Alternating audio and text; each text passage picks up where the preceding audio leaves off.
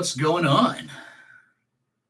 Carolina Panther fans, keep pounding nation. Welcome to another Carolina Panthers Talk brought to you by Blitzball Champ Gaming live here on the YouTube the Tube. I'm your host, Blitzball Champ Jason Ingram. 1 second.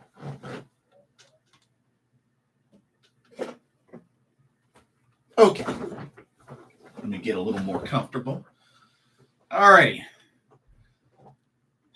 It is Wednesday, March 8th of 2023. Hope everybody's been having a good week so far. We've reached the middle of the week. Hope everybody's doing well. So, kind of wanted to get on here and we'll talk about some stuff, but also kind of want to make it an open discussion. Want to talk about Lamar Jackson. You know, he's been the biggest buzz lately. Also, you know, let's talk about who the Carolina Panthers should really keep their eyes on. The draft as well as free agency. I mean, that period is definitely coming up as they're getting ready to, I believe, wrap up the combine. But, yeah, quite a lot going on. But, yeah, looking forward to hearing from y'all. Joe Valesco, welcome to the stream. Before we get started, be sure to check out the link in the description for Game Beauty for an impressive lineup of video game-themed makeup and cosmetic products. And if you want to make a purchase, be sure to use the promo code BlitzballChamp, all in caps, and you get 10% off of your order. So, nice little coupon. Put it to good use. So, let's get started. Let's dive right on into it. Lamar Jackson. So, the Baltimore Ravens have put the non-exclusive franchise tag on quarterback Lamar Jackson. Now, here's the situation. So, apparently the word is with actually let me pull it up just to make sure I don't miss anything. Let me make sure. I want to make sure I get this correct. Okay. So, the Baltimore Ravens put the non-exclusive franchise tag on Lamar Jackson. Now, he is allowed to negotiate with other teams, but the Ravens have the right to match any offer sheet that he signs or take 2 first-round picks in return for him. Now,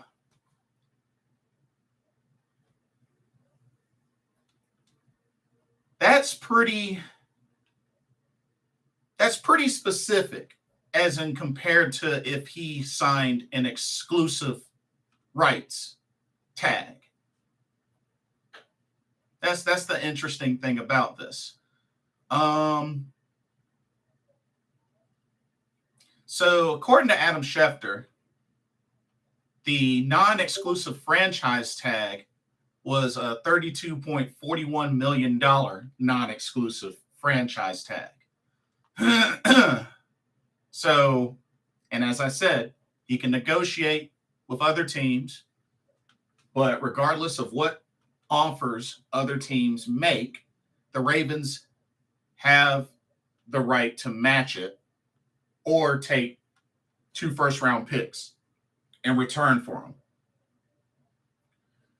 And this all came down because Ravens could not reach a deal with Lamar Jackson. Couldn't reach a new deal.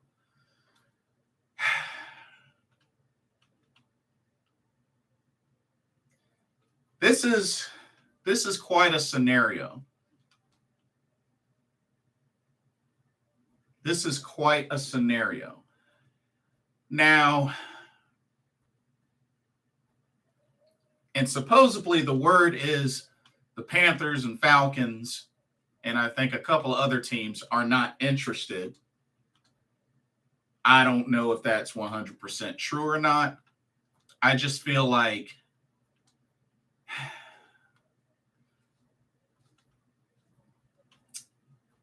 if you ask me personally, don't get me wrong. Lamar Jackson, I think, is an excellent quarterback. I mean, he's a former MVP. He's broken a handful of records with the Baltimore Ravens. His playoff record is not that good. 1-3, I believe. Playoff record, not that good. He's also dealt with, some injuries in his career. He's dealt with a couple of injuries in his career. But, I mean, he's only 1 year older than Sam Darnold.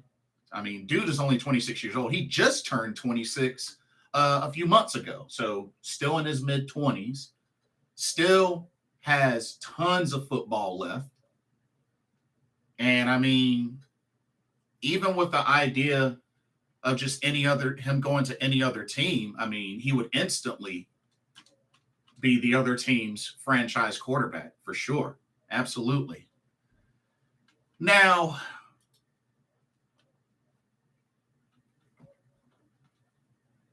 I came across an article on Cat's Crave about Lamar Jackson. Why are the Carolina Panthers avoiding Lamar Jackson temptation? And I think it really sums up the main reason: money. Because word is Lamar Jackson wants a fully guaranteed deal. That's just about pretty much equivalent to what Deshaun Watson is getting, about that $200, $250 million range. And dang on well we can't afford that. We can't afford that. Not to mention, we have to also remember that David Tepper originally wanted to go after Deshaun Watson. And what stopped that? The guaranteed money part of the deal. Now, I really feel like this is really no different. I mean, a guaranteed deal of $250 million? I don't think we can do that. And it honestly wouldn't surprise me if that's the main reason why a lot of teams aren't considering it. Now, it also says about the idea that he wouldn't fit Frank Reich's system. I don't know about that. I really don't know about that.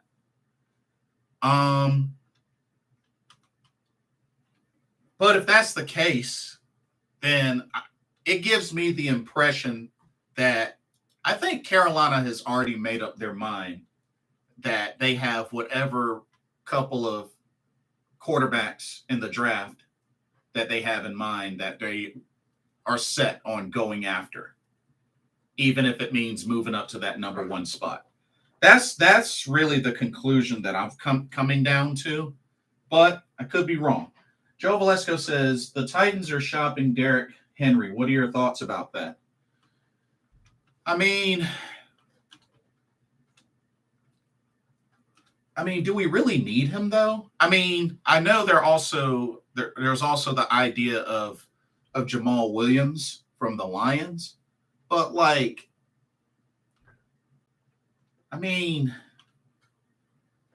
if they're banking on signing Deontay Foreman, do we really need a Derrick Henry? I really don't think there's anything wrong with our running back core. Dang, are we going to give up on Chuba Hubbard already after his second year? Deontay Foreman had a good year with us. Resign him. We still got Raheem Blackshear. What's wrong with our running back core? When the run game shined the brightest in our offense, especially last season. Like, I don't know. I mean, not to look down on Derrick Henry, but I mean, do we really need Derrick Henry? I'm just saying. I'm just saying.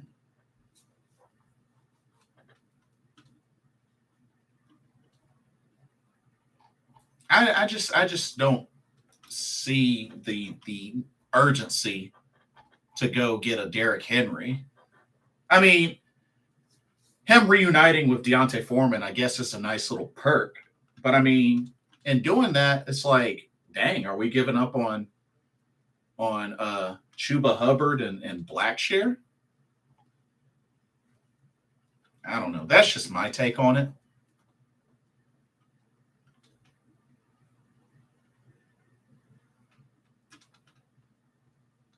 So there was an interesting article on ESPN.com going back to Lamar Jackson, ranking NFL team fits for Lamar Jackson. It's this interesting list. This is a very interesting list. Um, and actually, we're on this list. Carolina is actually on this list. But I'm gonna go in order. I'm gonna go in order. So, ranking the best team fits for Lamar Jackson. At number 16, the Green Bay Packers, which is kind of interesting, being that the Jets are actually speaking with Aaron Rodgers about a potential trade. So it looks like that could possibly happen. Joe Velasco says probably Anthony Richardson. This is going to be the first overall pick. I don't know. Like, I've been hearing a lot more of Will Levis, CJ Stroud, and I guess Anthony Richardson. Like, those are the three that I've been hearing. I don't know about Bryce Young, but that's what I've been hearing. But I highly doubt. I don't know. I can't see Anthony Richardson being the number one pick, first round number one pick. I don't see that. I definitely don't see that happening. I really don't. But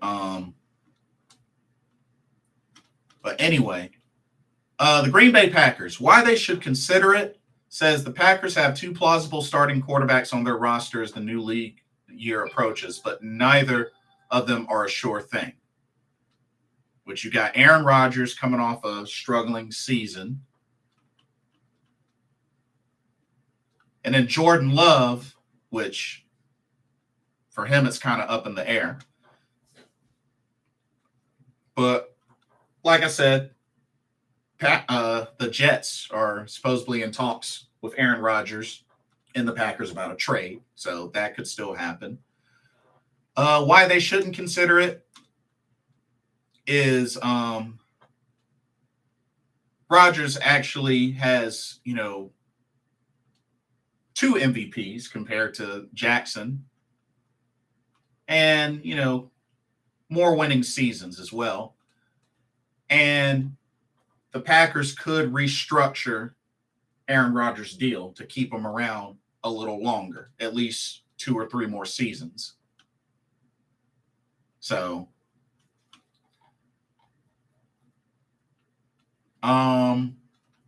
would they be a good fit for Jackson?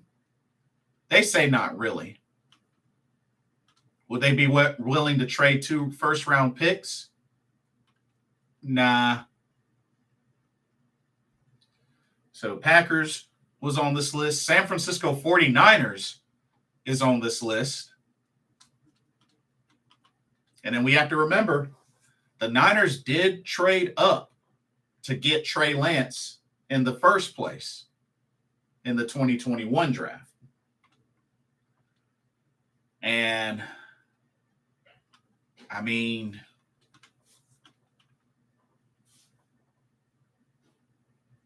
My only thing is Trey Lance is younger. I mean, not a whole lot younger. Just a couple of years younger than Lamar Jackson. And then I'm not too sure what they're going to do with Brock Purdy. I mean, they're probably going to keep him, but but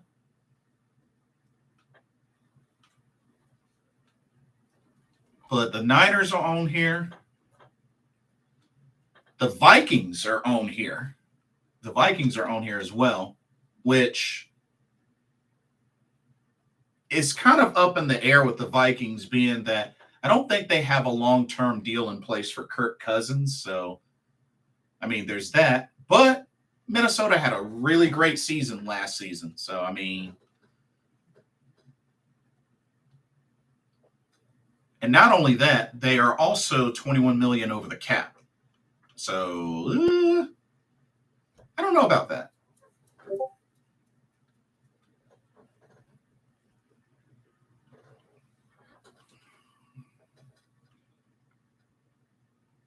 Joe Valesco says, I don't want Lamar Jackson. Wait a minute. Hold up. Time out. So you mean to tell me you don't want Lamar Jackson, but you had no problem wanting Jimmy Garoppolo and Derek Carr and Tom Brady? Really?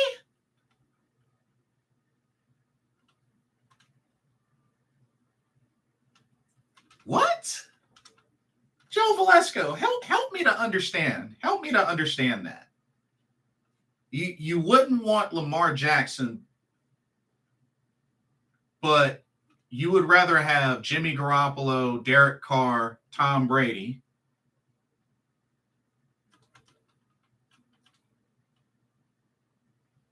Kevin McFarland says, hello, I would rather Tom Brady because he has more experience. I mean, yeah, he has more experience, but one, he's much, much older, and he's not going to be the same forever. Not to mention Lamar Jackson is a former MVP. What? Come on now.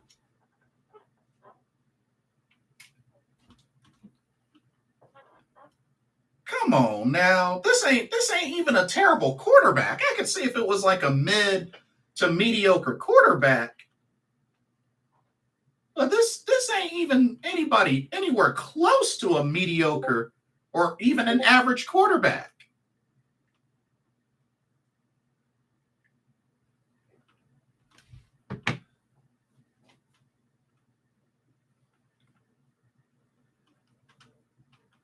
Lamar does not have an arm, though, is what people say. It's a little true, though. What?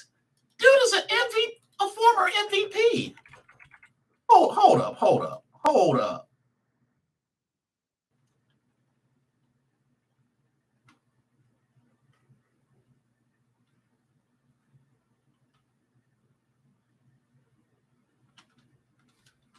So hold up.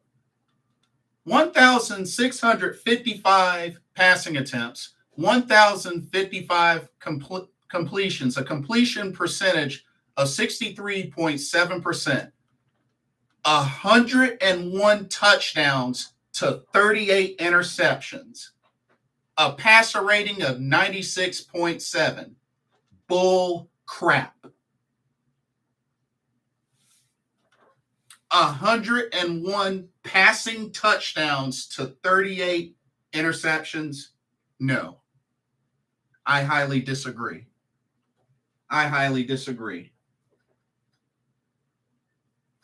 Doesn't have an arm. Yeah, okay. That says otherwise. Does he have a strong running game? Absolutely. But 101 passing touchdowns to 38 interceptions. Do you see the ratio? 12,209 yards passing? Yeah. Okay.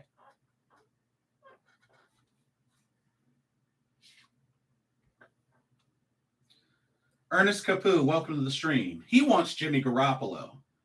While Jimmy Garoppolo has had great moments, Jimmy Garoppolo is injury prone. Jimmy Garoppolo has never made it through a full season in his entire NFL career. Not even once. Not even once.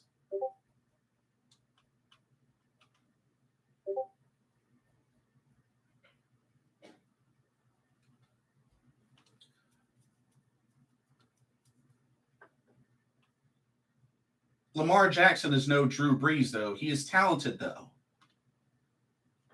He was an MVP. He was an MVP.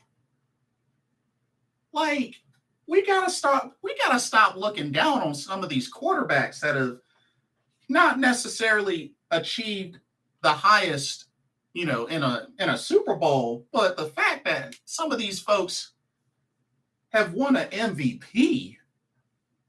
Like, come on now. I mean, I'm not saying that he's the best out there, but I mean, for somebody to still be in his mid-20s and still in his prime, shoot.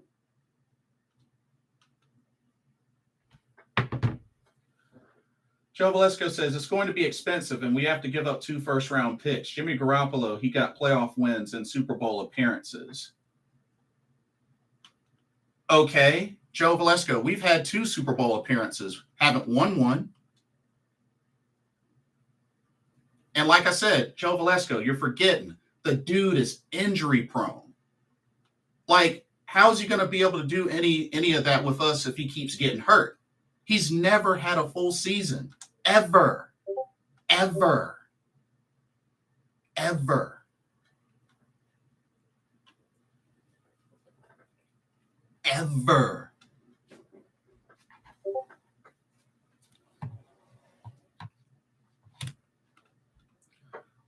Kevin says, I would like Bryce Young from the draft. Yeah, Bryce Young. Like I said, I don't have a preference, but hey, I'd be cool with Bryce Young.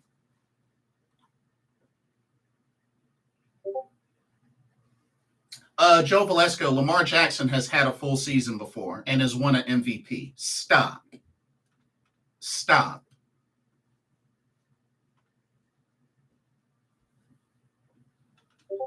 Jimmy Garoppolo has never had a full season. Come on now.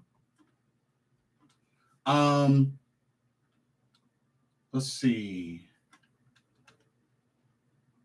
Stafford might actually be a decent option if he's available.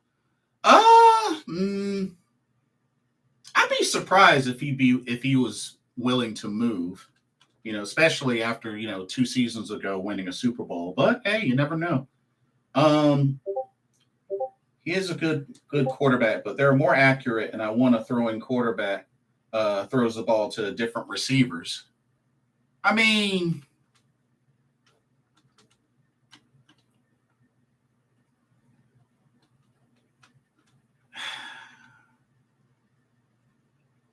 I just don't really see how someone like Lamar Jackson wouldn't fit the bill. Now, if you prefer a different style of quarterback, that's totally fine. But all I'm saying is, dude's an MVP for a reason. He was an MVP for a reason.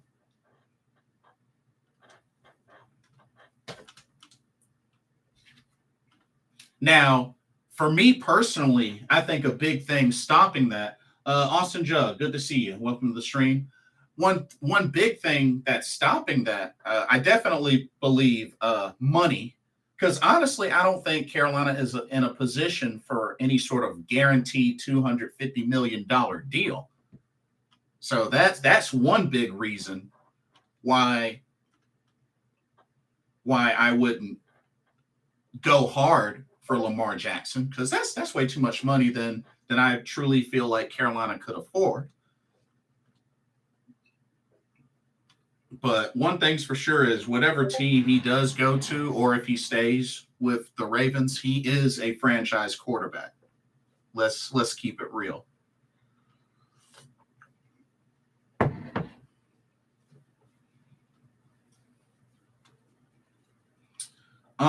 Most importantly, great decision making. That is hard to find. I mean, great decision making. I mean, 101 passing touchdowns to 38 interceptions. I mean, that's a big ratio. That's a big ratio, with the good being outweighing the bad, just in that stat alone. You know what I mean? Like that's my whole thing. Not to mention, he beat the mess out of us last season. He beat us last season.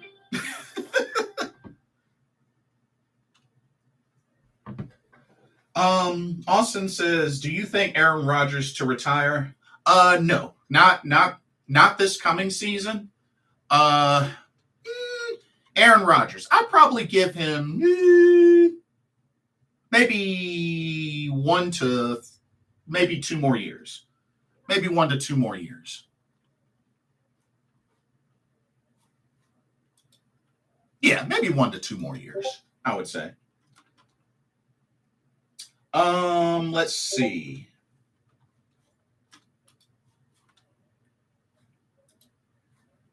One second.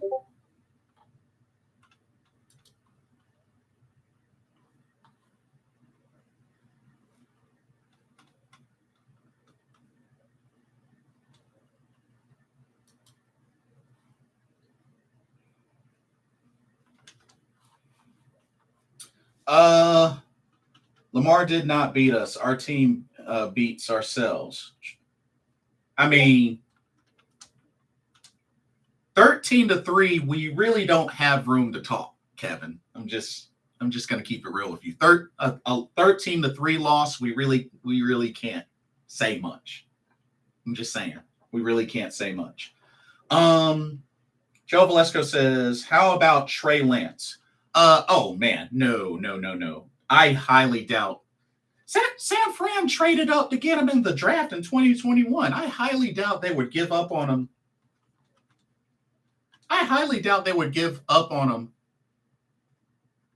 Just like that. That is not much of a difference. Only 10 points. We couldn't even get in the end zone, Kevin. We couldn't even get in the end zone, which that has happened with us 2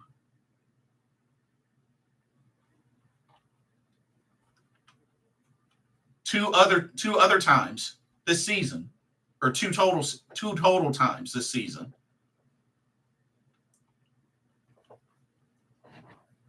We couldn't even get in the end zone, not even once.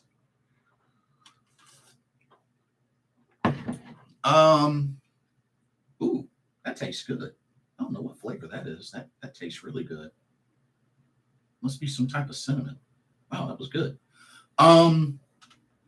KT, welcome to the stream. Levis at 9 or trade up to 1 or 3 for CJ, Anthony Richardson, or Bryce. To be honest with you, I don't think a quarterback's going to fall to us at that number 9 spot. I will be very, very shocked if one of those quarterbacks fall to us at number 9. I would be extremely shocked. Extremely shocked. I just got to keep it real. Our offense really needs to step up next season for sure. Facts. With Lamar Jackson, so the teams were Packers, Niners, Vikings, Lions. Now, Lions, I can't see. I don't think they're ready to give up on Jared Goff yet. So I can't see them doing that. The Patriots,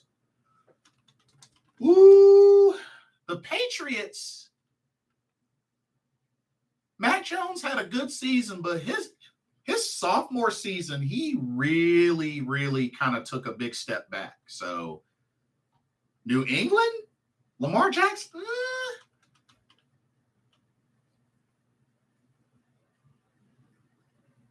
The thing with New England is weapons. They kind of lack weapons. So I don't know if Lamar Jackson to a New England would really work.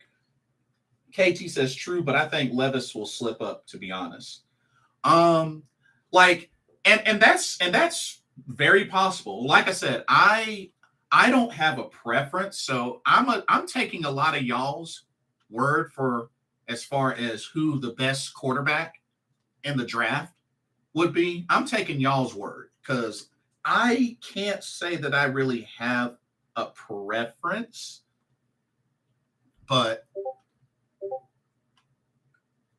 I'm taking y'all's word. So New England, I don't see it. Washington Commanders,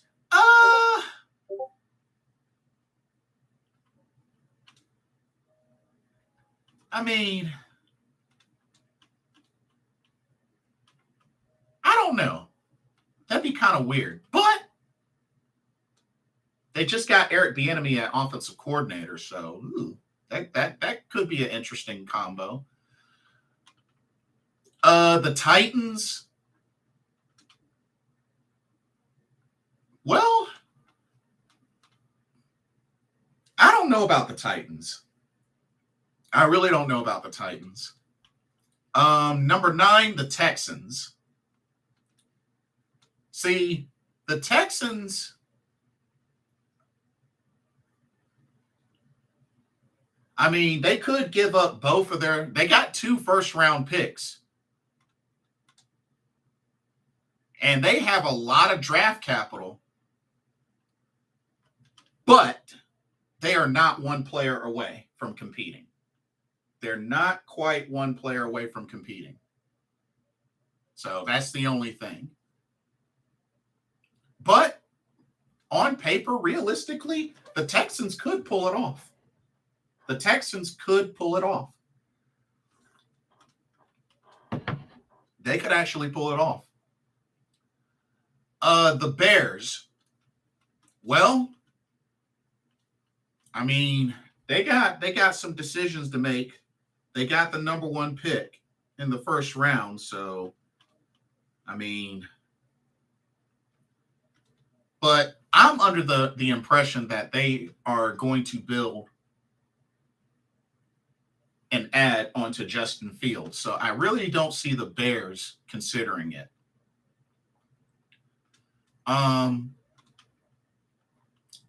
The Dolphins.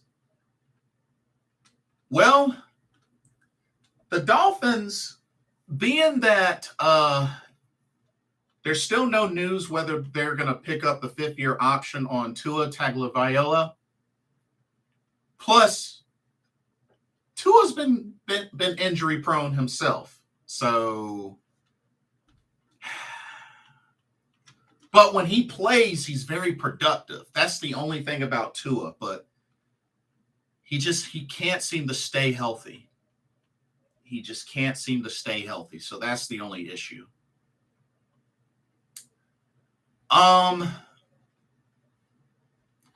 Number 6 is the Bucks, but the Bucks are $57 million over the cap.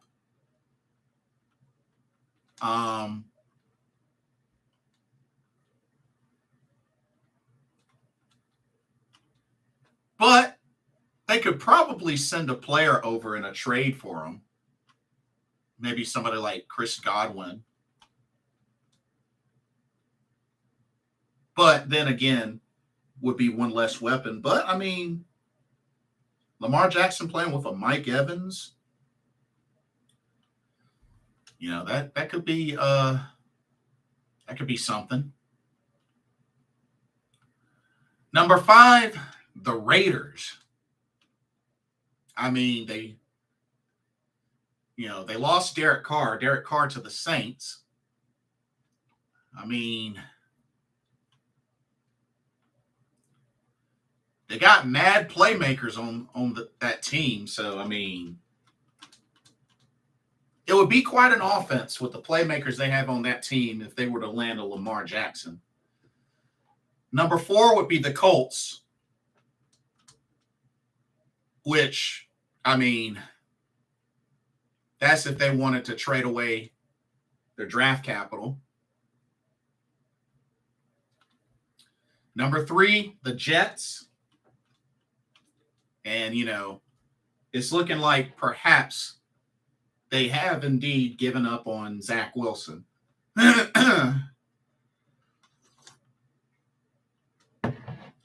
So whether it's Lamar Jackson or Aaron Rodgers, I got a feeling that they're definitely probably going to go hard for a veteran quarterback.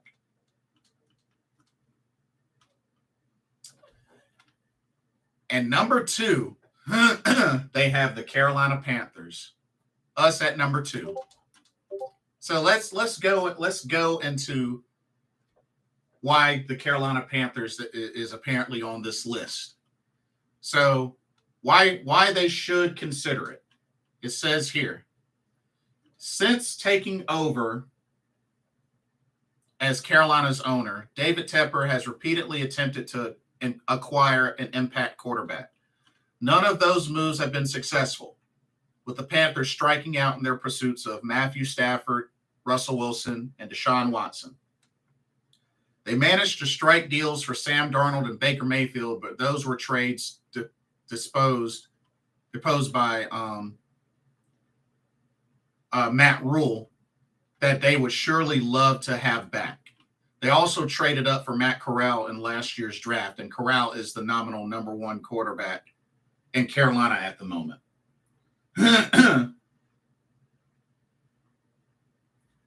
Austin says, I think that happened. The Packers won against the Ravens. Wait, what? I'm not sure I understand your comment. Can you elaborate a little bit? Picking at number 9 overall in the April draft, the Panthers likely are too low to stay put and land their preferred option at quarterback, given that as many as 6 of the 8 teams ahead of them could draft a signal caller. They could trade up, but one alternative would be to package their first rounders and go for another established solution in Jackson. So that's a reason why they should consider it. Now, a reason why they should not consider it. This is the reason why they should not consider going after Lamar Jackson. It says, you could argue the Panthers aren't even a quarterback away from being a meaningful contender, given that they ranked 28th in DVOA last season, which pretty much overall. So ranked 28th in DVOA last season. After trading picks for Darnold, Mayfield, and Corral, this organization might want to hold on to its selections and give the third rounder a chance to win the job before making a more significant decision in 2024. If the Panthers are going to make a trade, they might be better off moving up from number 9 to numbers 5 or 6 and grabbing a quarterback there. The chances of C.J. Stroud falling there are a lot better than they are of that same passer being there at number 9, which is a fair point. And yes, Joe Valesco, Taylor Moton's contract did get restructured. That is true. That is true. And we'll talk about that in a little bit shortly.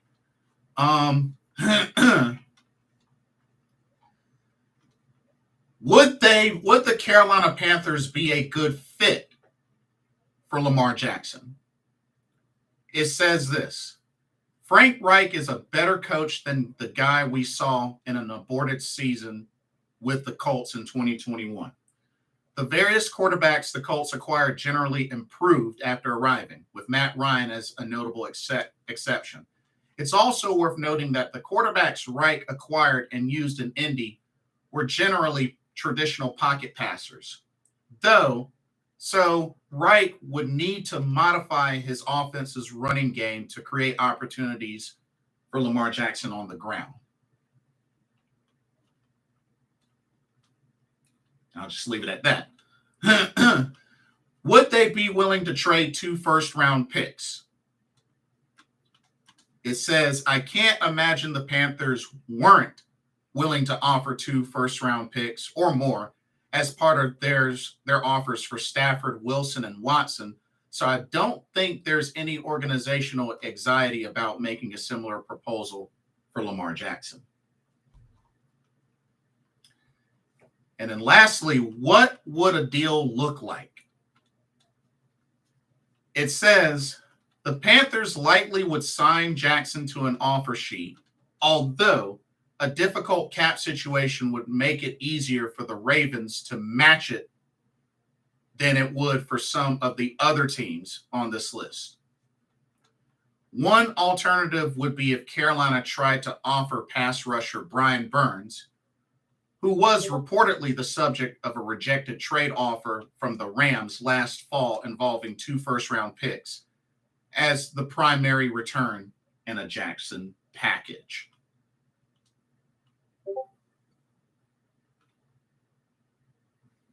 What do y'all think? What do y'all think of that? Just that breakdown.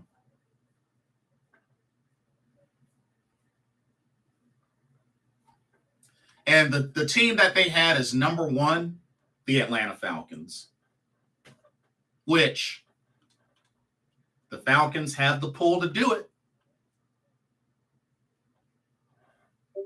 They actually have the pull to do it.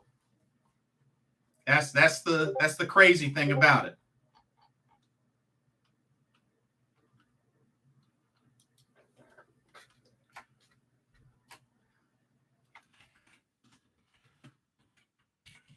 And while y'all are thinking on that, so yes, the Carolina Panthers did restructure Taylor Moton's contract. So let's see. Let me see how much cap space they cleared up. So they saved up $11.17 million. That's what they saved in cap. Pardon me. So they freed up $11.17 million in cap space, restructuring Taylor Moton's contract.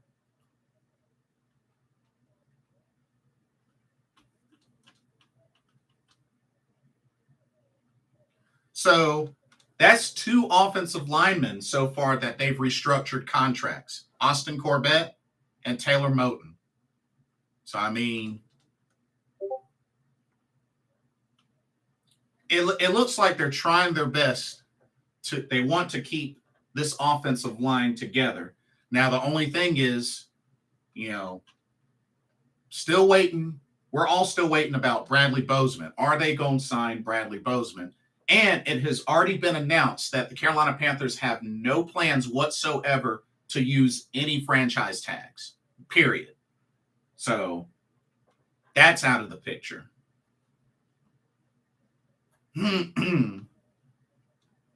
So we'll have to see what happens. And now I think the next thing is, I believe they're in talks with Shaq Thompson, guess trying to figure out how to fix his situation with his contract and such. The Panthers have also waived Jordan Mack from the reserve retired list. They cut Justin Lane from the reserve did not report list, and they released Rashawn Melvin from the reserve retired list. So just some updates there.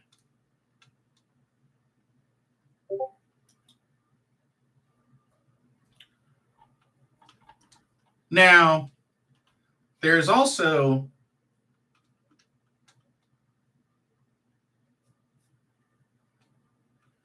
Austin says the Ravens have less to 0 points. I don't understand. I'm sorry. I don't understand the comment.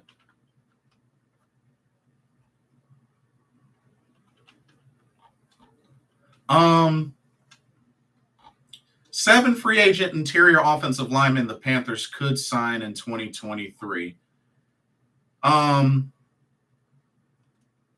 which this is considered as Austin Corbett and Brady Christensen are in recovery from injuries. Um, so one is re-signing Bradley Bozeman. They could sign Philadelphia Eagles Isaac Samalo. They could sign Denver Broncos Dalton Reisner. They could sign the Rams David Edwards. They could sign the Vikings Garrett Bradbury. They could sign the Browns Ethan Pocic.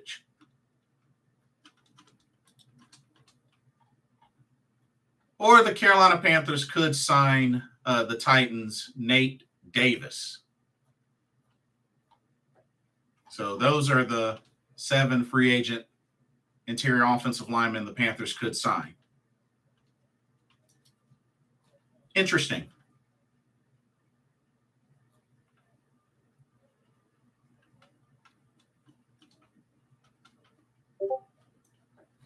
Now, you go back to the Tankathon because I'm very curious.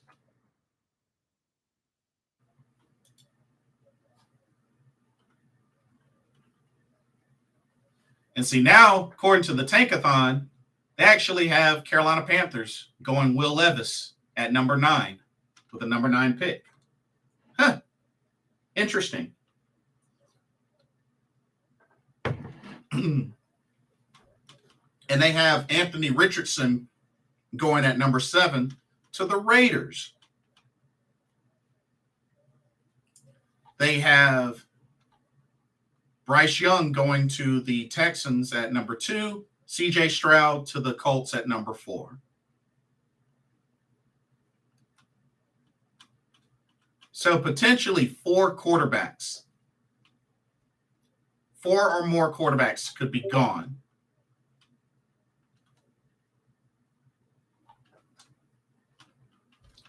In that first round alone.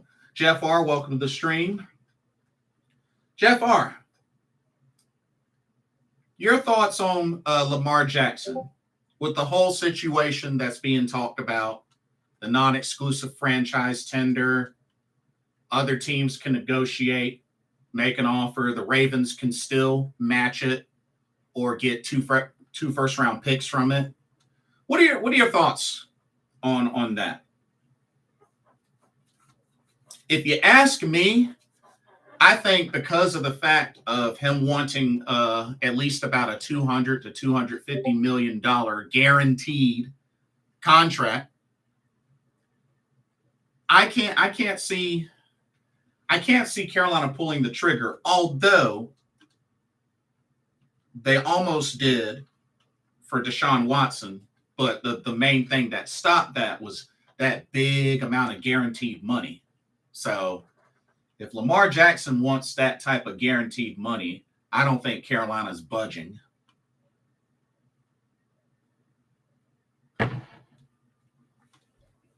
Because that's more than they can afford, especially with the cap space.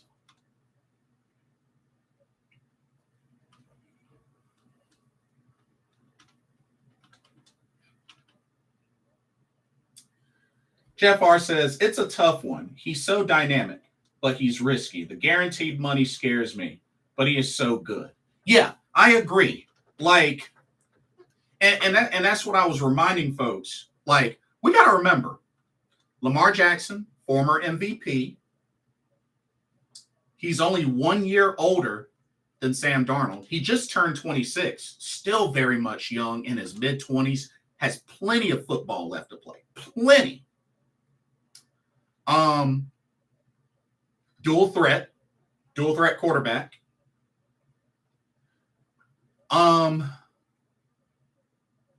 My only things with Lamar Jackson are one, money. Two, unfortunately, he doesn't have a great playoff record. 1-3 in the playoffs. He doesn't have a great playoff record, which that can be fixed. He has dealt with a few injuries in his career, but he's at least played a full season, unlike somebody we know, Jimmy Garoppolo, Joe Velasco. Come on, dude. The dude is injury prone. You know it. You know it, and I know it. Garoppolo, when he plays, he's played good. But the best ability that we can get is availability. And we found out how much we suffered from that in what's his face? J.C. Horn's first year. When we lost Dante Jackson. Like, the dude is injury prone. Jimmy Garoppolo has never played a full season in his NFL career. Not even once. Not even once.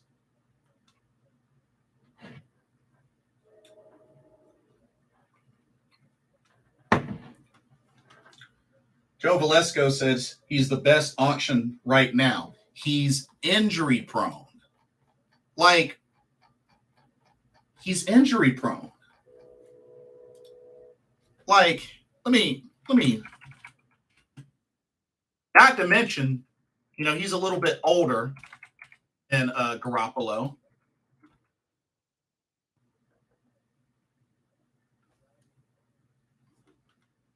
And I know some folks are like, he's got 2 Super Bowls.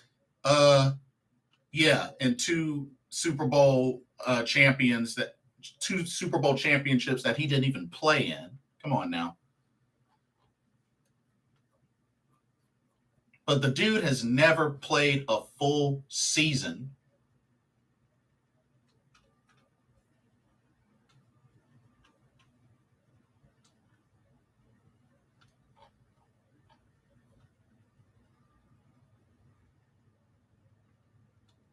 I think the closest was 2021. I think that was probably the closest.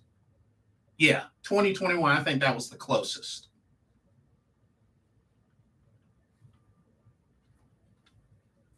Jeff R says we're drafting a quarterback 100%.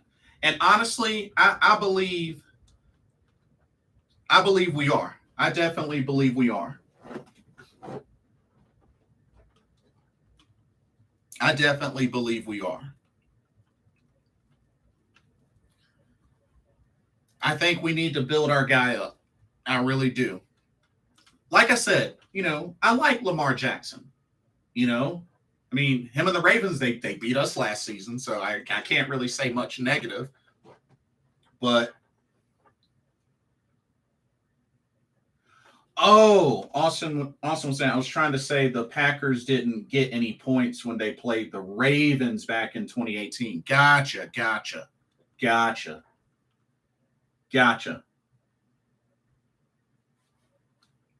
I'm with you now.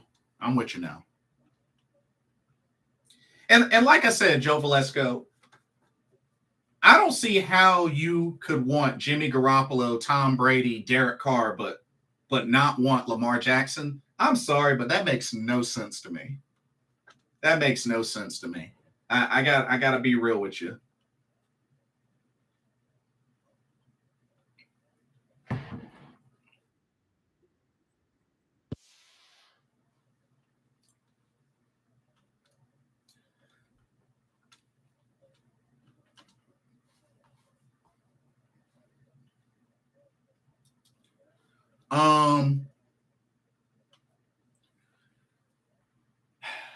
There were a couple of names in free agency that kept popping up that I noticed with the Carolina Panthers. I believe one was a specific linebacker. Let me see if I can pull him up. There was a specific linebacker. I know supposedly Jamal Williams from the Lions was mentioned. DeAndre Hopkins as well.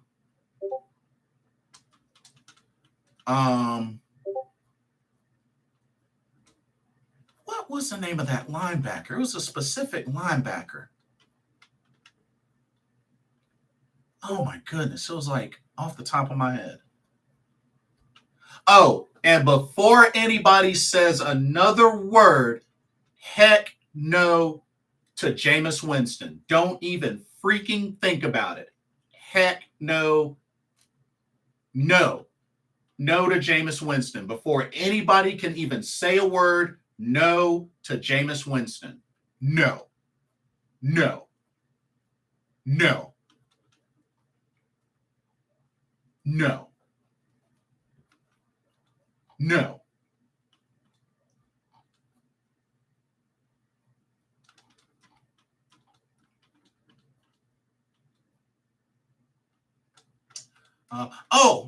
Wide receiver Mecole Hardman. That was a name that was mentioned as well. Coming from the Chiefs. Man, who the heck was that linebacker? Yeah. But we don't need a 30 and 30 quarterback. No.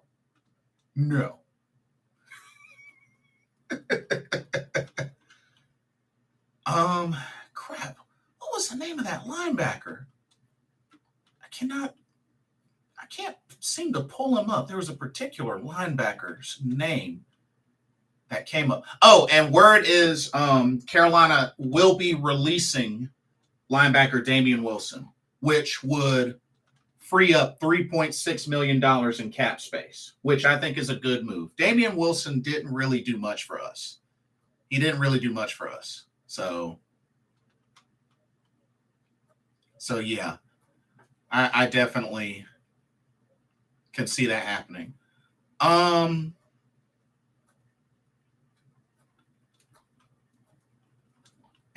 maybe it'll pop. Maybe it'll pop back up soon. But there was a particular linebacker that was mentioned.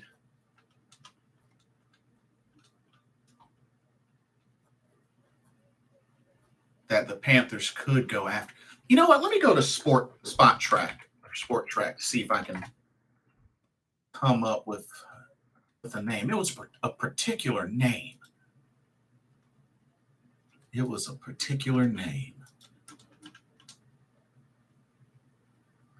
Let me see.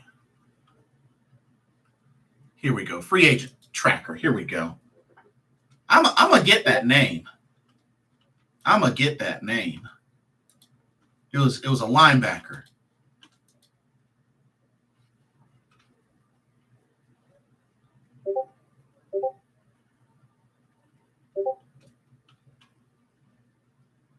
And apparently, Levante David is being released, and somebody else got released as well. But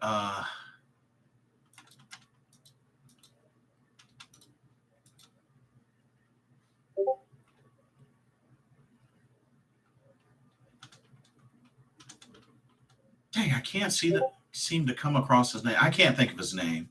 It may come up soon, but I can't think of his name.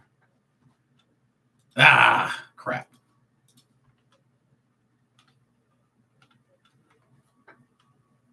Oh, and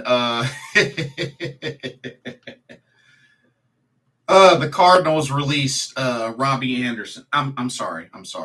Chosen Robbie Anderson. And once again, before anybody asks, no to bringing back Robbie Anderson. No. No.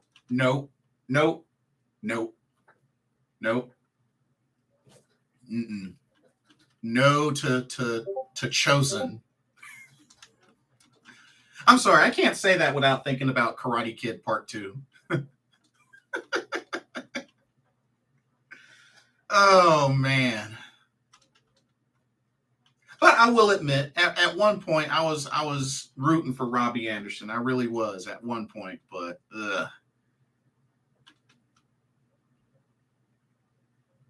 was it Kendricks from Minnesota? It was the guy from he was from the Colts. He was actually from the Colts. Now that I think of it, he was from the Colts.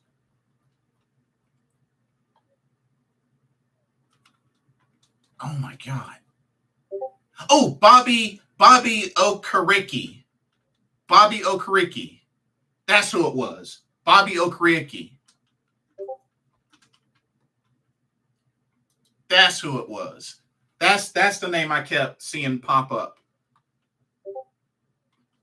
Yeah, Bobby Okereke, number 58, linebacker from the Colts.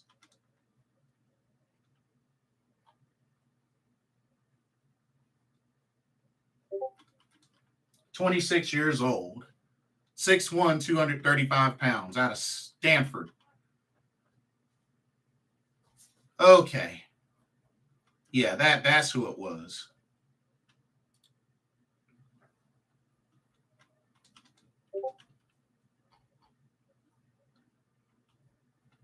Um, there are also there's another Cat Crave article, 4 ambitious free agent targets for the Panthers in 2023, and we had Jamal Dean, cornerback Jamal Dean,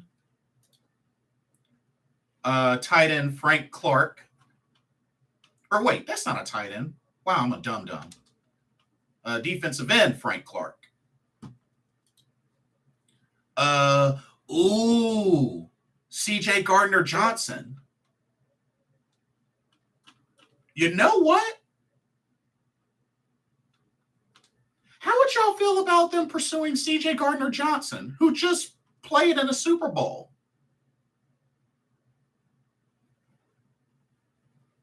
I mean,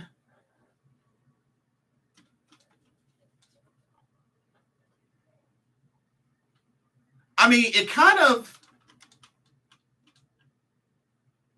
well,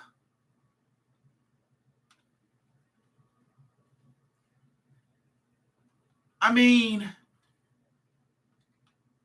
with the switch to 3-4,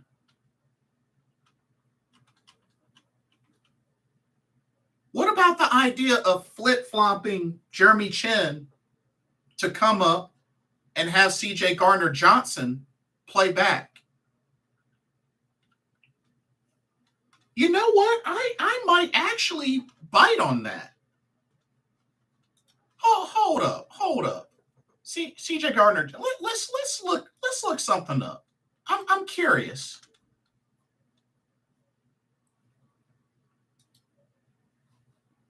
I mean, the dude had 6 interceptions last season. Had one of his best seasons last season and played in a Super Bowl. Yo, 25 years old, 5'11", 210. I would honestly, I might keep an eye on him. Yeah, Jeff R., that would be amazing. C.J. Gardner Johnson is a beat. Yeah. Yo, get him back there with Xavier Woods. I would not be opposed to bringing Jeremy Chin up into that 3-4. Have C.J. Gardner Johnson play that safety position. Shoo. You know what? Why not? I don't know how much we could get him for, because according to here, according to Spot Track, he would command us annual salary of $13.3 million on a 5-year, $66.65 million deal. So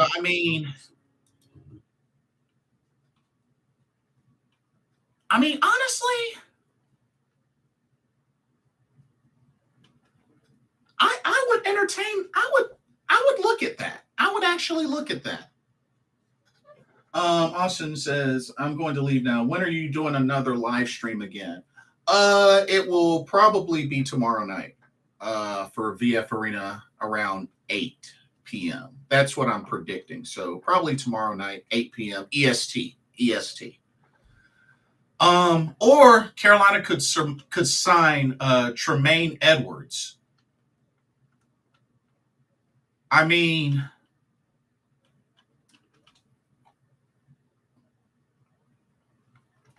but that's the only other thing.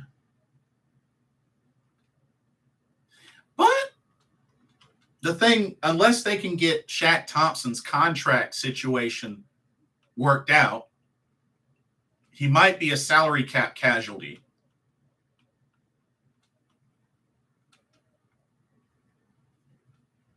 I mean, going after a Tremaine Edmonds. Now that's another move I might consider. Because, I mean, not to look down on Shaq Thompson. I'm not saying that he's a terrible linebacker. I'm not saying he's a terrible linebacker. But I really feel like we haven't really got that Luke Kuechly replacement yet. You know what I mean? We haven't gotten that Luke Kuechly intelligence and intensity yet. Frankie Louvu has showed a lot of promise. And, you know, we still have Frankie Louvu. I think Frankie Louvu will continue to improve. But we're still missing that presence. We're still really missing that presence. So a Tremaine Edmonds might be a name to consider. But I think him and definitely C.J. Gardner-Johnson, you know what? Why not?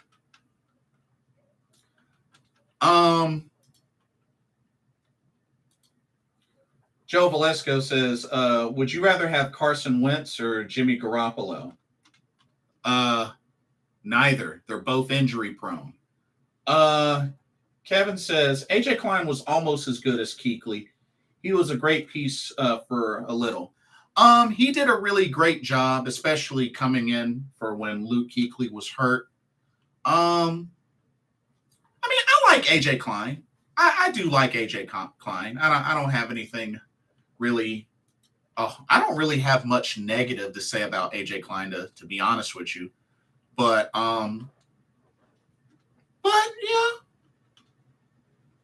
yeah, I like AJ Klein, most definitely.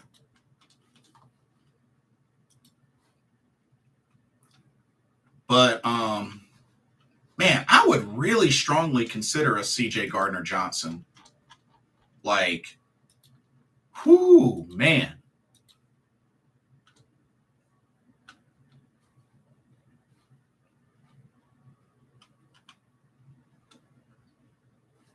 As a matter of fact,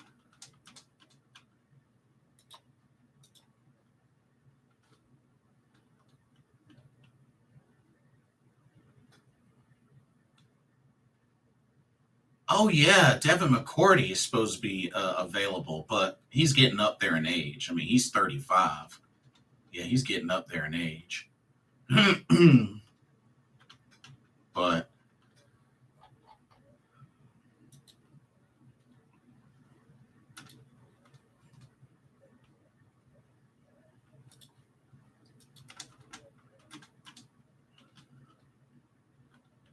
oh yeah, the Jaguars are releasing Shaquille Griffin as well. Another young cornerback, only 27, releasing him.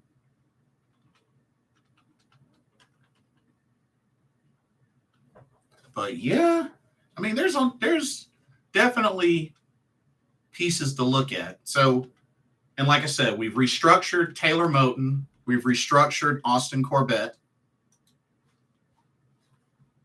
So, and like I said, the Tankathon shows Carolina picking Will Levis at number 9.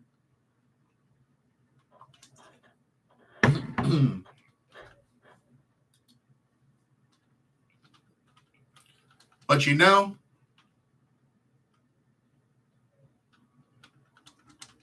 I still really feel like Number 3 is going to be the magic number for Carolina to trade up to. That third spot. I just more and more that I'm hearing about it, the more it's intriguing me.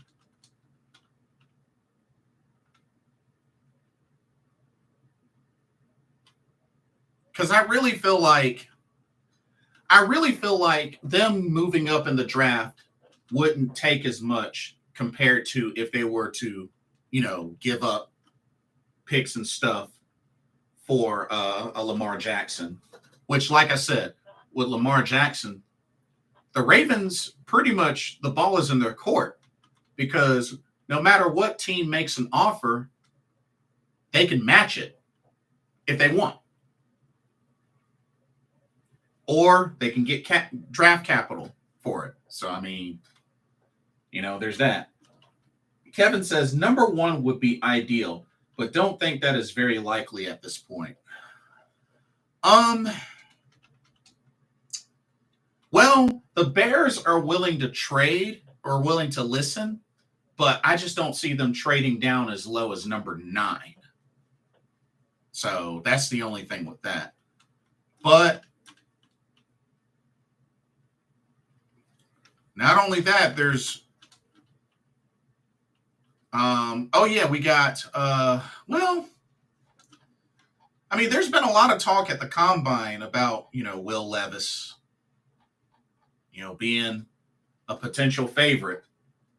But I don't know.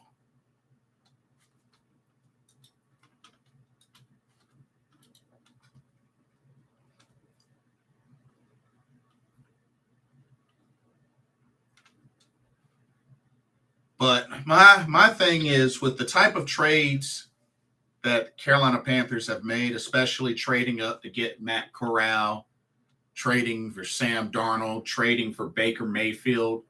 I mean, we got a history of, some questionable trades.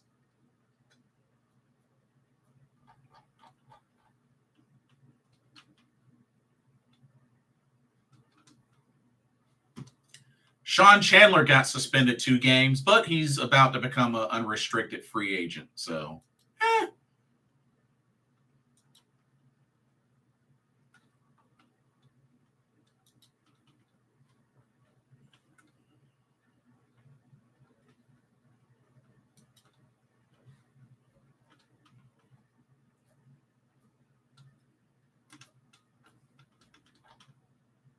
But, I mean,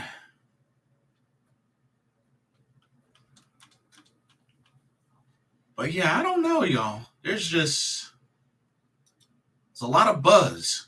Definitely a lot of buzz going on. I mean, Aaron Rodgers could be on his way to the Jets, which is definitely looking like the Jets are in high play for a veteran quarterback. And they might end up landing Aaron Rodgers in a trade. Which there's a friend of mine that I used to work with who's a big Jets fan, who's already putting profile pictures on his Facebook of Aaron Rodgers in a New York Jets uniform. Which, I can't be surprised.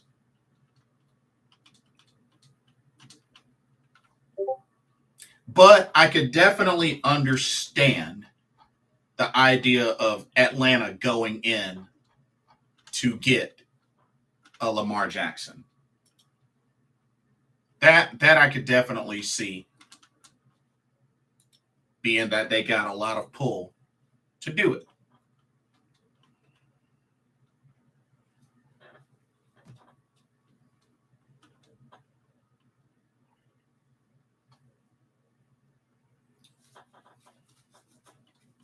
And apparently Scott Fitterer, he said some good things about Bryce Young, like how he's very chill.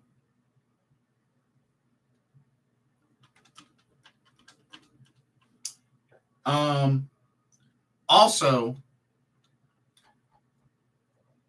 whenever y'all get a chance during the stream, wanted to go ahead and mention this. Go ahead and put your JRs in the chat. Shout out to the late Gary Richardson, who recently passed away at age 86. A big part of why the Carolina Panthers are here and have been born in the first place. So if you can, shout out to Jerry Richardson. Put your JRs in the chat. Show some love. Rest in peace, Jerry Richardson. I mean, I'll say this and then, I'll say this and then I'll leave it alone. I mean, I understand a lot of stuff went down. The fact of the matter is, he brought the Carolina Panthers to the NFL in 1995. Plain and simple as that. Austin, is it going to be Pro Wrestling Talk?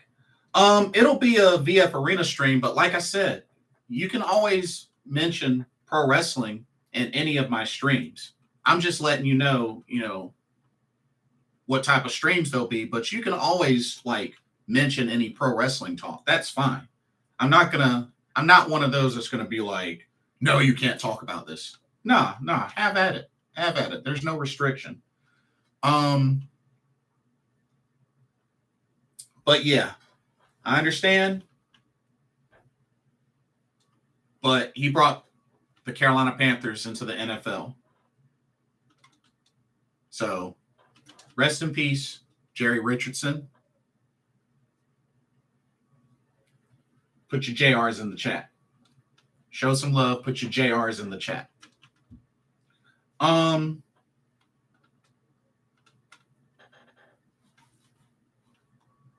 Yeah, there we go. JR's in the chat.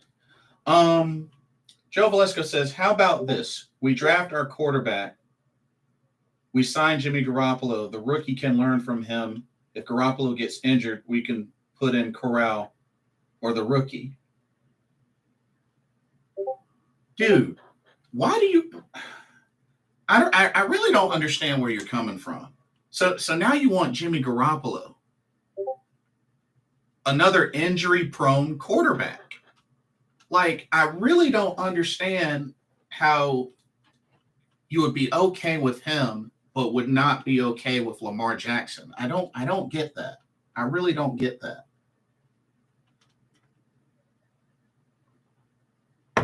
I don't understand that. You got to help me to understand that better.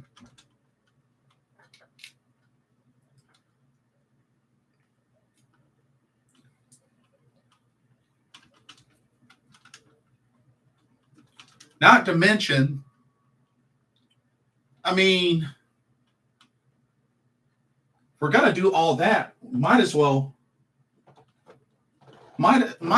just bring back Sam Darnold as the bridge.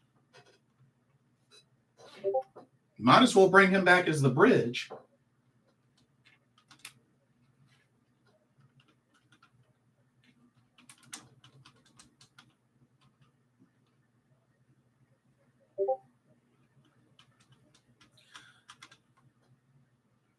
Do you want to give up draft capital? No, that's not initially my idea.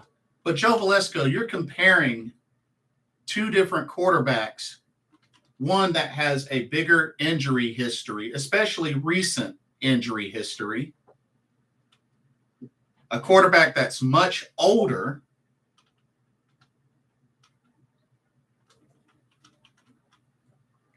and the dude can't stay healthy. The dude can't stay healthy. How do you really feed off of a quarterback that can't stay on the field? We need availability.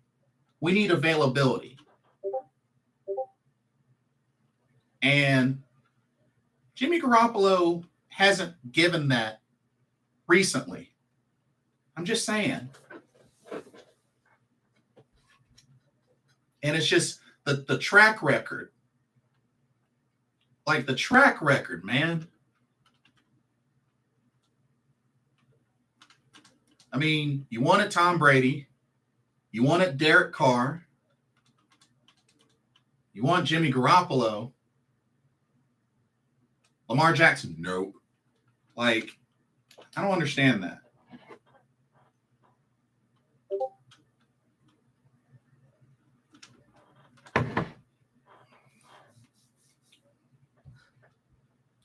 But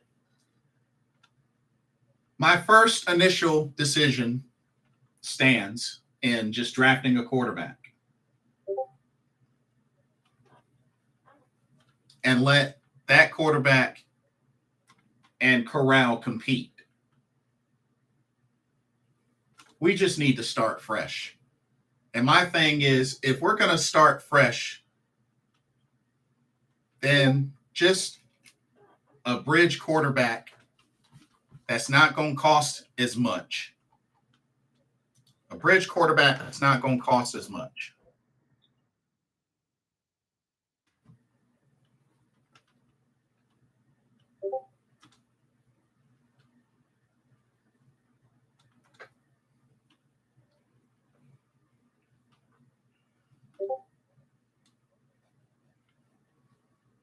But I don't want a consistently injury-prone quarterback, Joe Valesco. Plain and simple as that.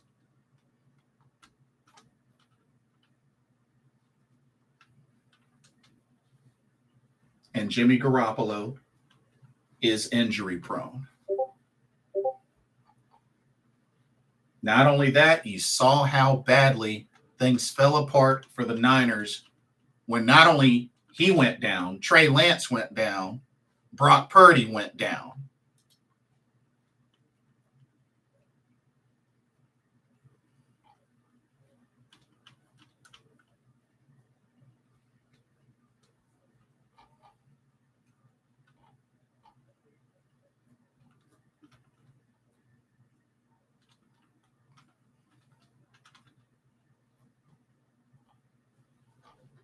Because, like I said, my whole thing is the one thing that sticks out to me is mainly just money. And supposedly the word is Sam Darnold is in, there's in discussions with him on bringing him back for at least another year.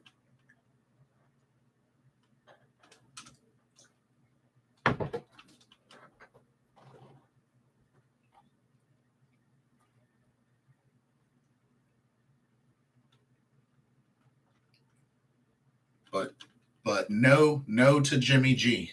I do not want Jimmy G. Heck no.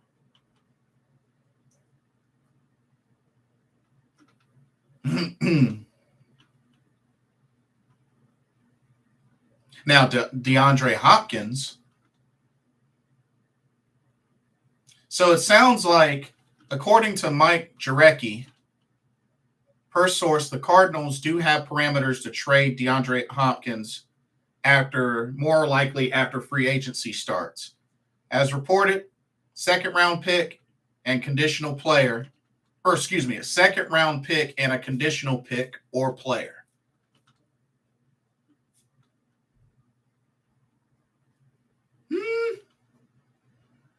What do y'all think of that?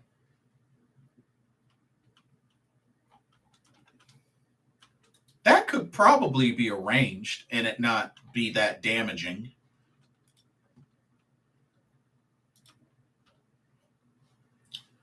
Another Another Cat Crave article. 5 free agent linebackers the Panthers could sign in 2023. Mack Wilson Sr., Levante David, which would be nice, but he's getting up there in age. Kazir White,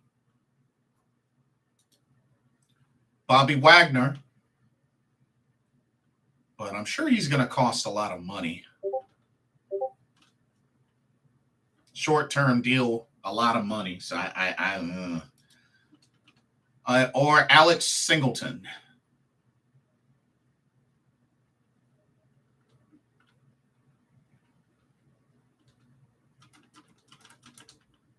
Huh. Interesting. Very, very interesting.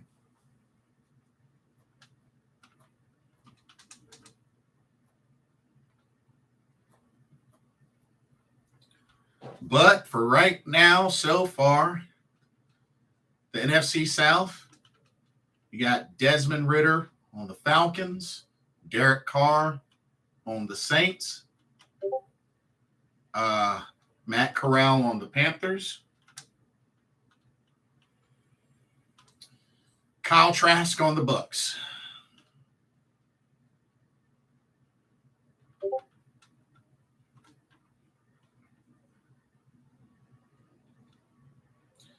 Joe Valesco says, let's send Shaq Thompson and a pick for DeAndre Hopkins. I would be okay with that only if we go hard to get a linebacker to fill that spot, because we're going to need to fill that spot. We're going to need to fill that spot. But if they have a plan at that to replace Shaq Thompson, then yeah, I'd be all for it. I'd be all for it. I would definitely be all for it.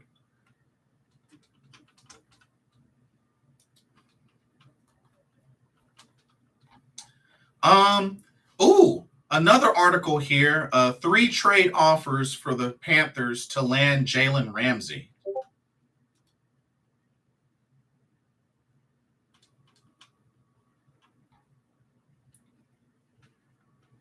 So trade offer number 1, which would be the simplest,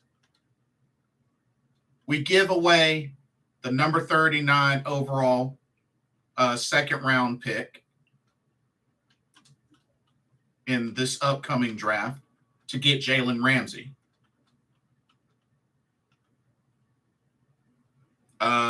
Shoot. If that's it, dang, that might be really, really interesting. Is that the one where you play those really cool games? Yeah. That's an example, Austin. Yes, that's correct. Trade offer number 2, we would send the number 61 and 132 overall draft picks for this year, which is the 2nd and 4th.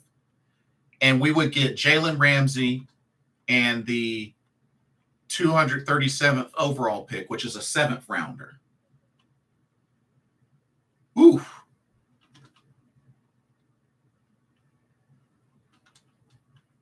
But Carolina would hold on to that 39 overall selection. So, hey. And then the third would be, we would send the 2024 first round pick and this year's 247th overall pick, which is the 7th rounder. And we would get Jalen Ramsey and the number 69th overall pick this year for the 3rd round. Huh.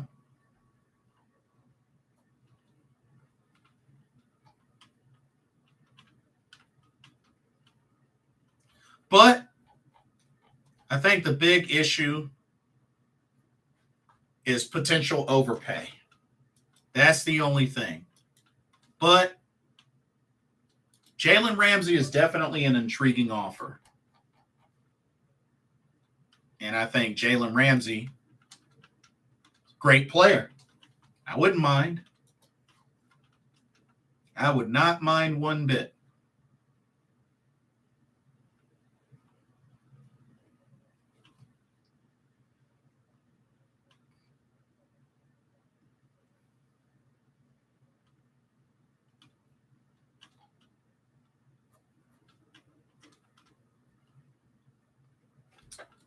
But it's been another interesting week. And, this week still isn't over. But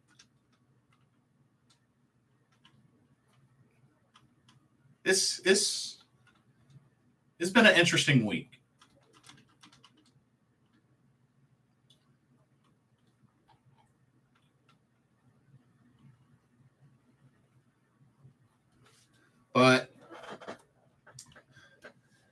y'all start throwing me some names of who y'all feel Carolina should go after in free agency.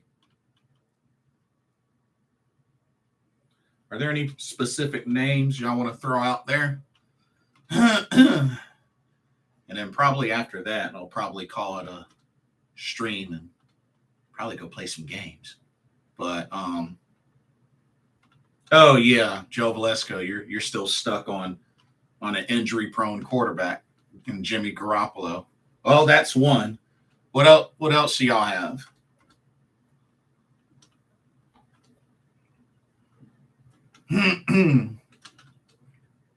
Ooh, I have to check that out. Oh yeah, Jeff R. C.J. Gardner-Johnson. Yes, yes. Wide receiver Robert Woods. Okay, I'd be down. I'd be down. I'd totally be down. I know for me, definitely Bradley Bozeman. I would like for them to try to bring him back. Bradley Bozeman. Deonta Foreman, of course.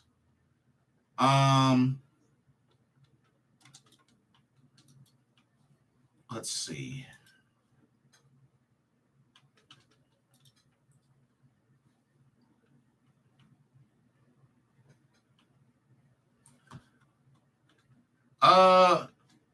Bobby Wagner. How old is Bobby Wagner? I'm curious. 32. A little bit younger. He's a little bit younger than Levante David. I mean, getting a Bobby Wagner would help out a lot in the interior. Would help out a lot. Would help out so much. So yes, I just wonder how much he would cost. That's really the only thing. I just wonder how much he would cost. But I would totally welcome Bobby Wagner. Absolutely. Joe Valesco said number 97 from the Eagles. Who the heck is that? That would be Javon Hargrave. Javon Hargrave? Oh, okay. Oh, okay. Wait, is he actually a free agent?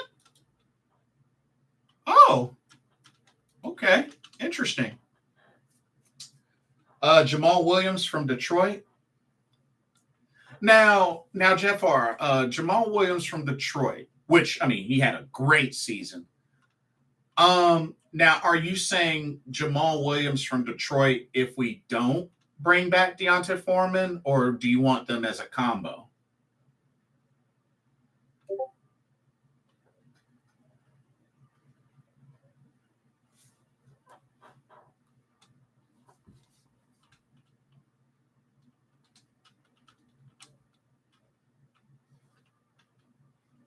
Because combo. So as your 1-2 punch, oof. Well, so that would pretty much potentially be a running back room of Jamal Williams, Deonta Foreman, Chuba Hubbard, Raheem Blackshear.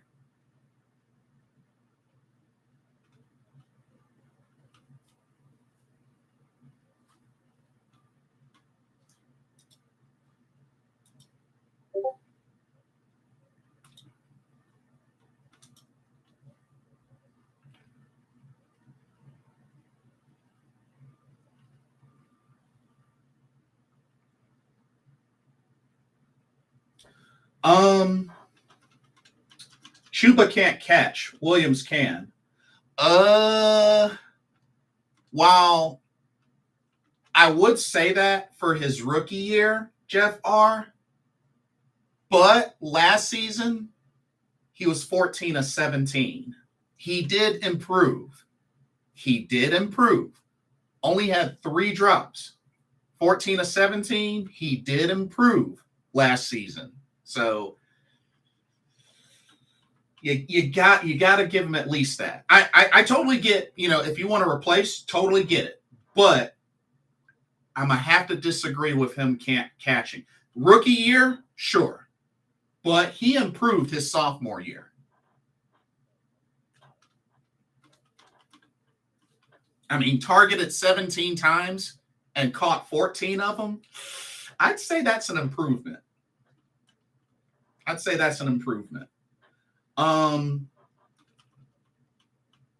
James Bradbury. I would consider James Bradbury. Odell Beckham Jr. I don't even think that. Is he even healthy? Is he even cleared to play? I don't even think he's cleared to play. I don't know about that, Joe Valesco. I don't even think the dude is cleared to play.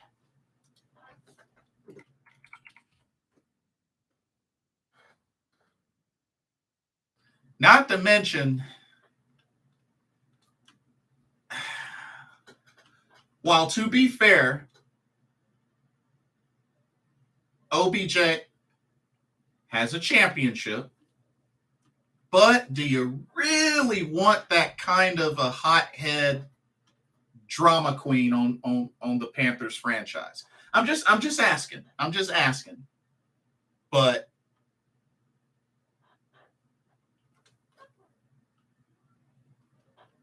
he didn't play number one, he didn't play a single snap last season. He's kind of a hothead. Drama queen. I don't question his play. I definitely don't question his play because Odell Beckham Jr., great receiver. I don't question his play, but the energy, I feel like it would be negative energy on the team. But like I said, he did win a championship. Won it with the Rams. He didn't finish the game, but he did make a couple of big catches. He got the team's first touchdown, but the negative energy is what really would bother me about having an Odell Beckham Jr. on the Panthers. But yeah, out of the names mentioned so far, Jimmy G, no. C.J. Gardner-Johnson, yes. Robert Woods, why not? Bobby Wagner, yes. Javon Hargrave, yeah, sure, why not? Jamal Williams, yeah. I mean, I wouldn't be against, if he replaces Chuba Hubbard, I wouldn't totally be against that. But I will back Chuba Hubbard and that he did improve in his catching last season.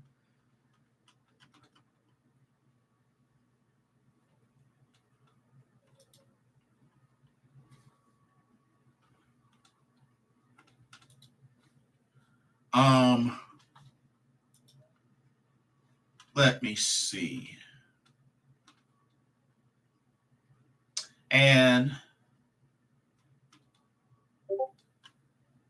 you know what's interesting?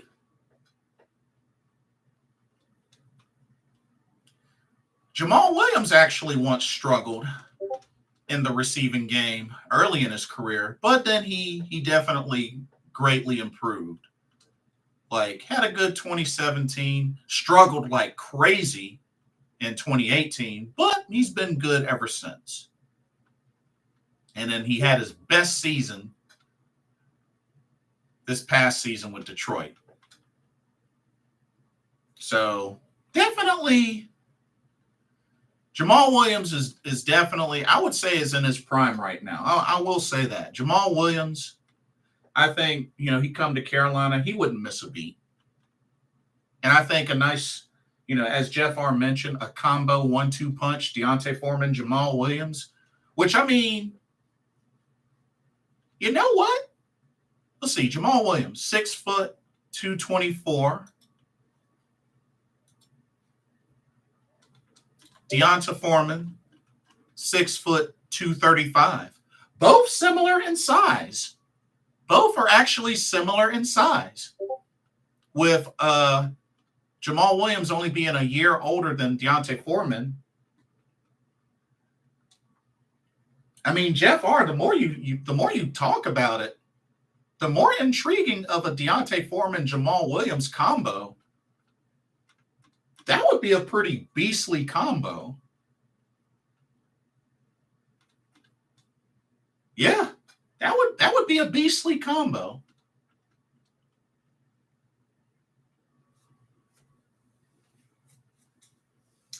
Austin Judd says, all right, then I'll chat with you at 7 tomorrow. God bless you. Take care. Rest well. See you soon. Carolina Pride, welcome to the stream. Good to see you. Went back and watched film of Reich's scheme. Absolutely critical is a speedy slot receiver, pass-catching tight end, and pass-catching running back. Nice breakdown there. Okay. Well, let's talk about it. Speedy slot receiver. Let's look at based on our roster. Just, we're going to take that just based on our roster. Speedy slot receiver.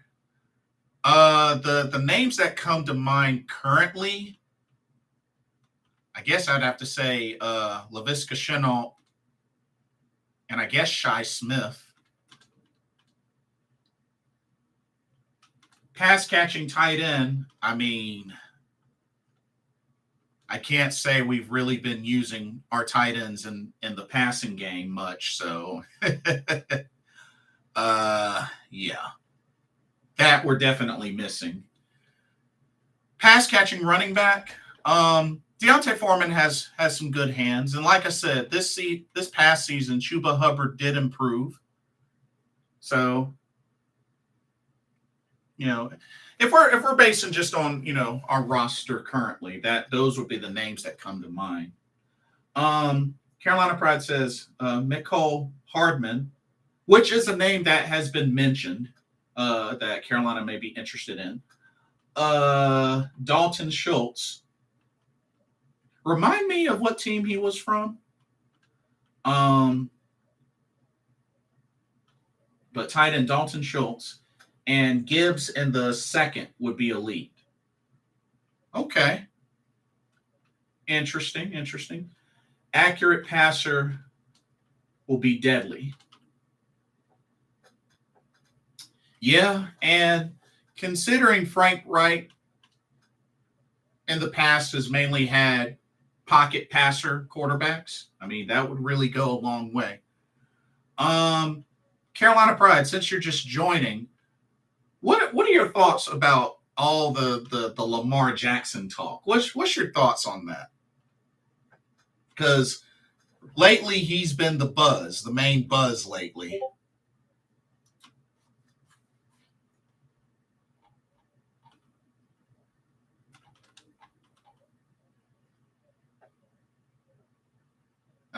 I'm kind of curious to hear what you have to say on that.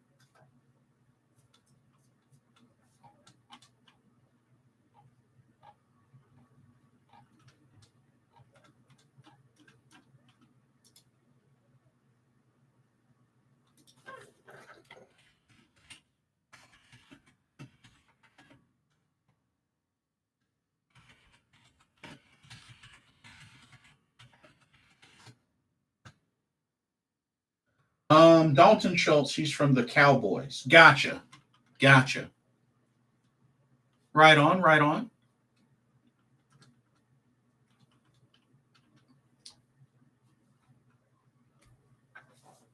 But it'll be really interesting to really see what type of squad we have. With the monster coaching staff that we got, oh, man. It'll be really interesting to see what kind of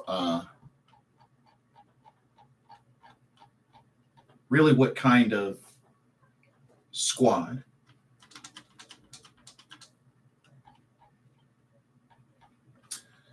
Carolina Pride says, honestly, I love Lamar Jackson as a player, but if we sign him, all free agent talk stops now because of money, and any hopes of replacing players with first round picks is gone. We won't be able to resign anyone.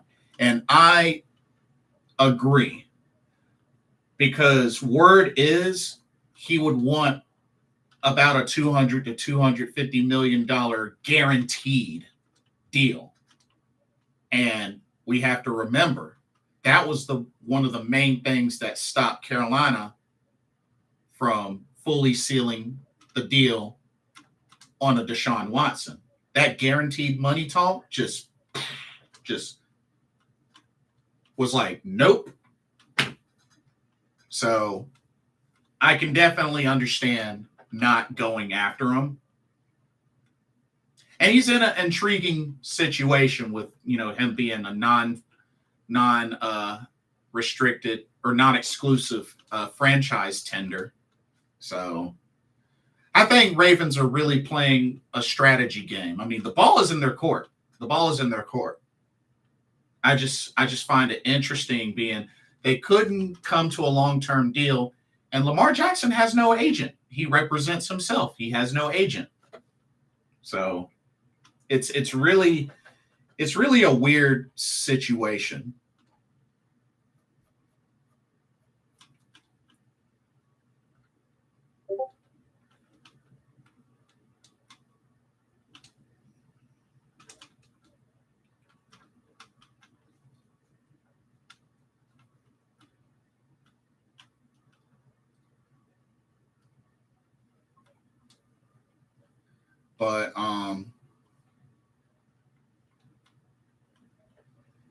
But yeah, Carolina Pride, very, very good points. Very good points.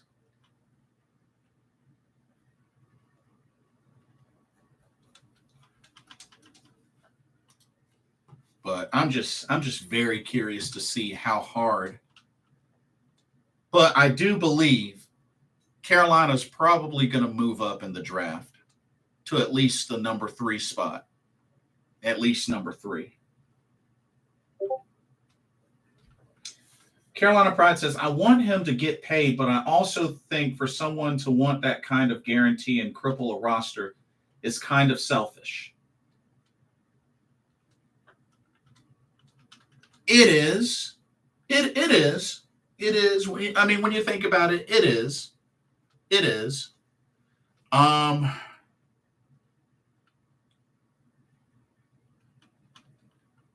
my thing with Lamar,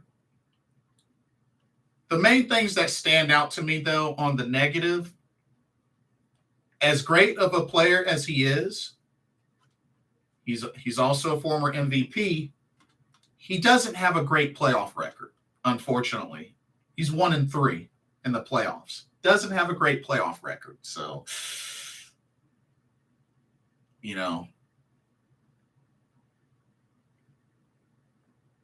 as much as I definitely want Carolina to be back in the playoffs as much as possible, because that's how we have the best chances of getting to a Super Bowl and winning it, I don't want it to be a James Harden, Marvin Lewis type of situation year after year after year after year. After all, I don't want just one Carolina Panthers Super Bowl championship. I mean, we've been there twice. We're 0-2. Getting that championship would be great. Awesome feel-good moment. But I want a Carolina Panthers dynasty. I want what the Patriots had for so many years. I want what the San Francisco 49ers had, what the Cowboys had at one point, what the Steelers had at one point. I want a freaking dynasty. I want other teams to look at the Carolina Panthers as a continuous, consistent, legitimate threat. That's what I want to see.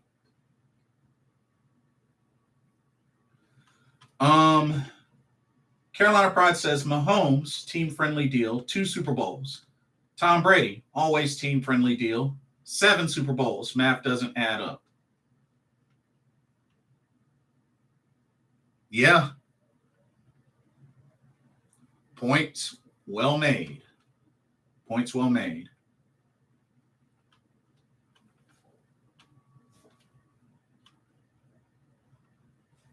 And Mahomes, he's in position to build a dynasty. I mean, already got 2 rings under his belt, 2 MVPs. Shoot. I'm not saying that Mahomes will surpass Tom Brady. I'm not going to say it as a guarantee, but it would not surprise me if Mahomes, by the time he retires, has at least 5 Super Bowl championships. Would not surprise me at all.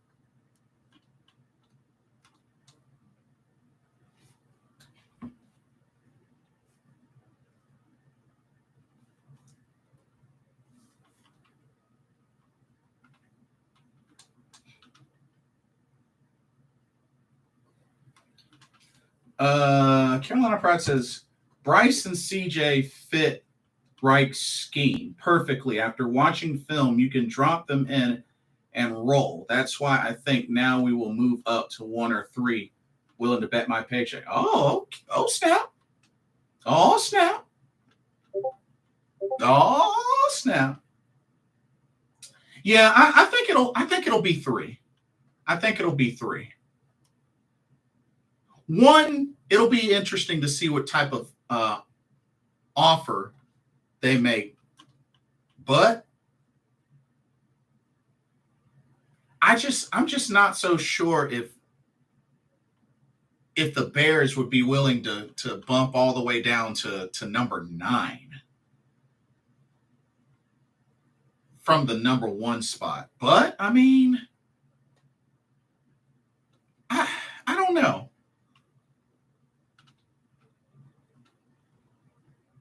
I'm just not so sure.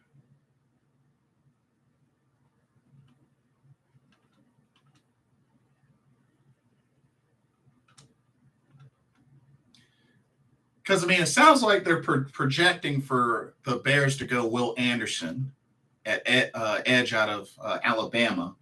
But I don't know. I don't know if they will be willing to give up that number 1 pick and go down as far as number 9. Like, I could see the Colts maybe going up and get that number 1 pick.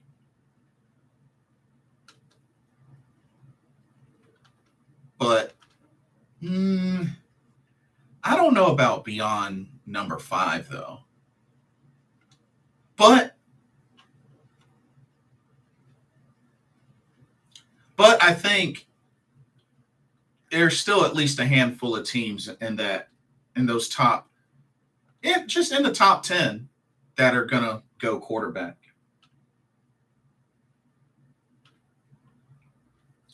Not only that, Carolina Pride, Jimmy will want more than he's worth. He's injury prone. You know?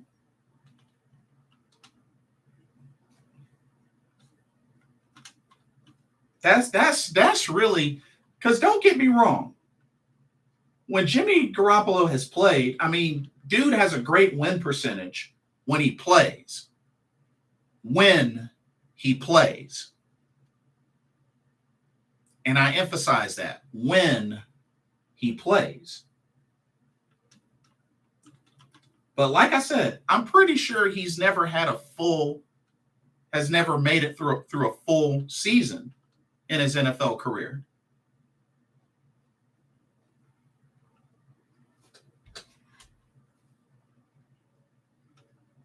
I think the closest was 2019.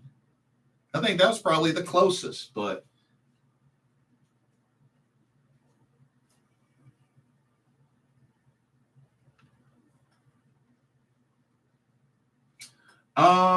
Carolina Pride says that's another reason why Lamar doesn't fit. He wants 100% guaranteed, but missed 40% of his games the last 2 seasons. That's also another good point as well. Which, I knew that Lamar Jackson has had, has had a little bit of an injury history as well. But I know for sure at least he's played a full season before. But yeah, he's had a little bit of an injury history.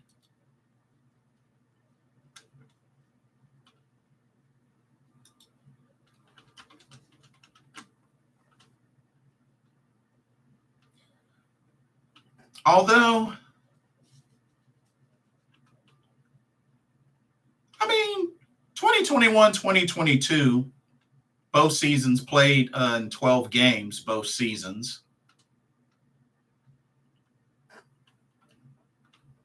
So he has missed a little bit of time.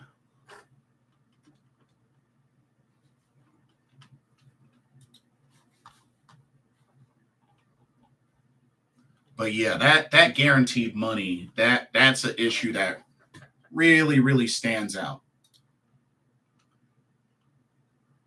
Really, really stands out.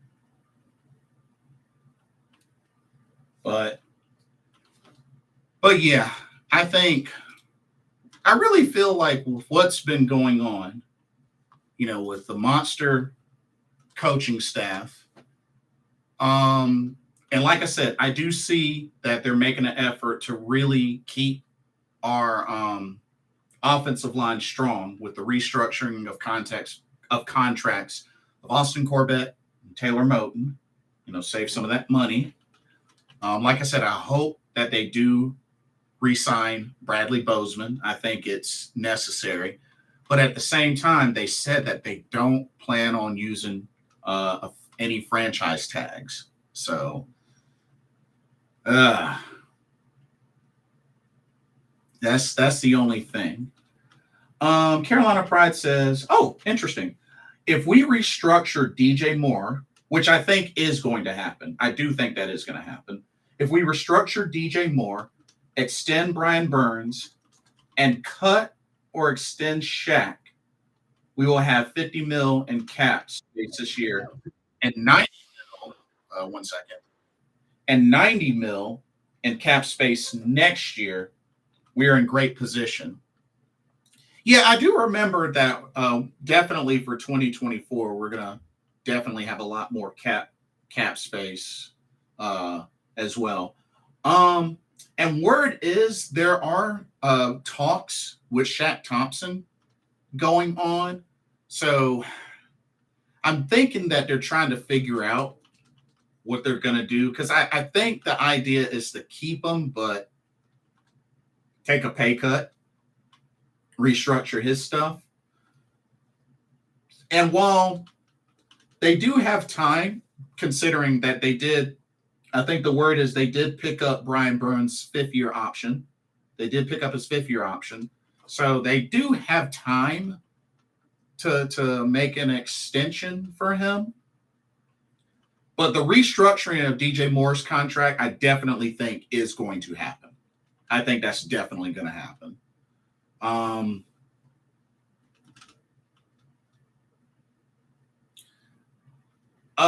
Carolina Pride, while we got you on here, who are some names, free agent-wise, that you would consider Carolina strongly consider bringing back?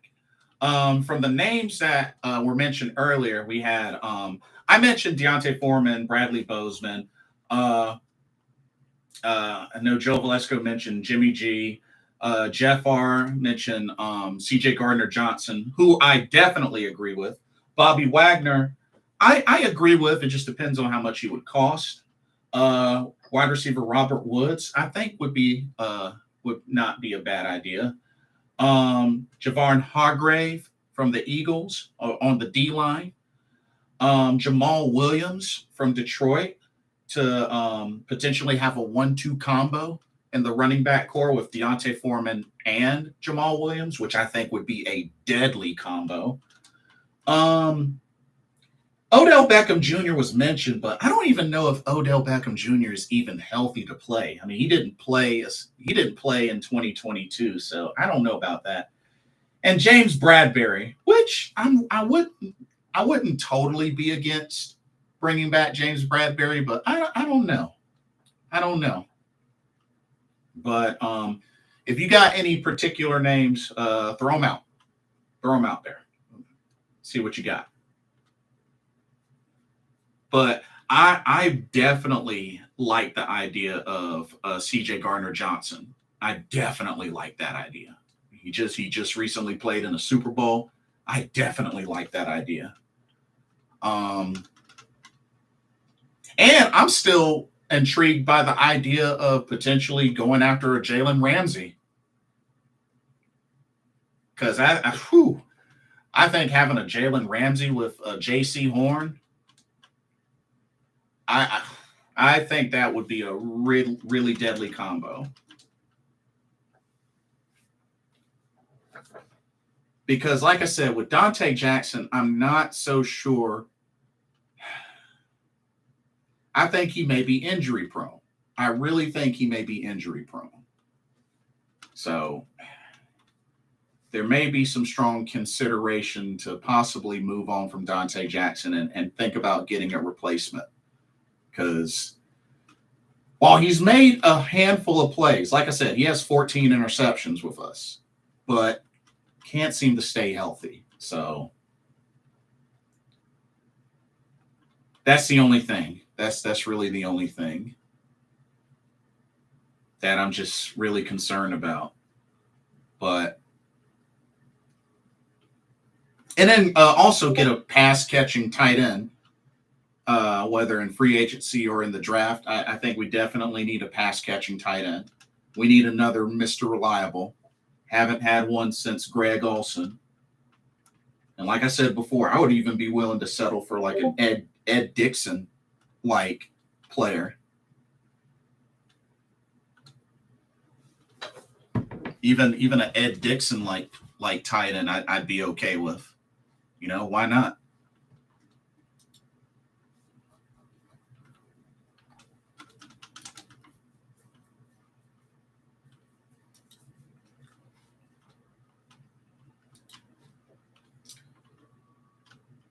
Joe Valesco says, "How about Jamal Dean?"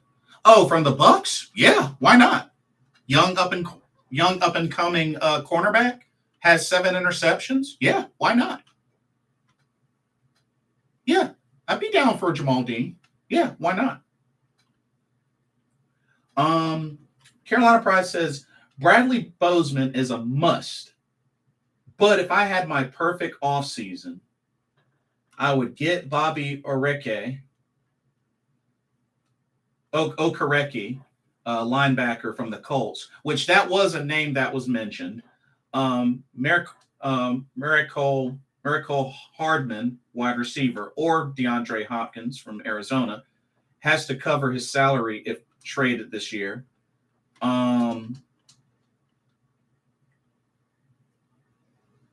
Rock Yassin, cornerback from the Raiders. Hold on.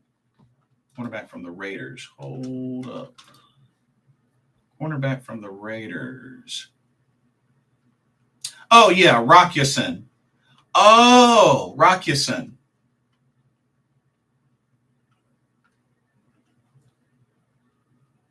Okay. Interesting. Another young up-and-coming cornerback.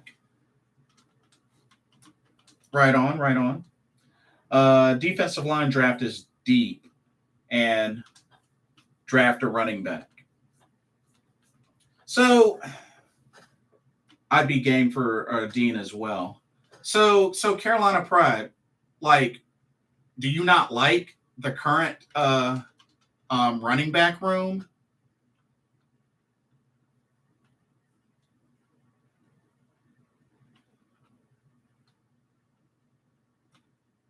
Like, what are your thoughts on the current running back room?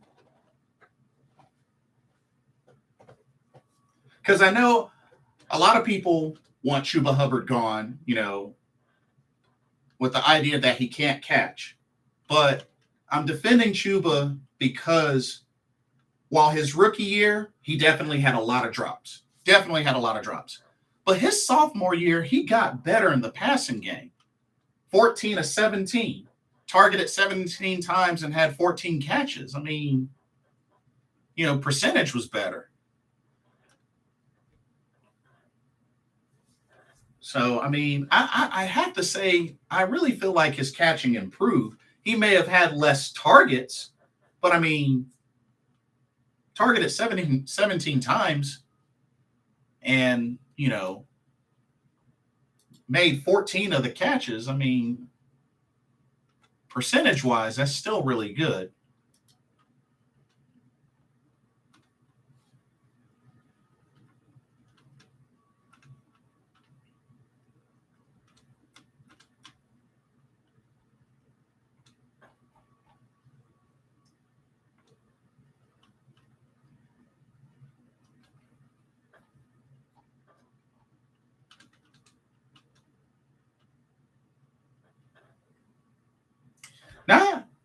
Not only that, now that I think about it, I know a lot of folks talked about Chuba's fumbleitis. A lot of folks talked about his fumbleitis, but Chuba has only fumbled the ball twice. Once this year and once last year.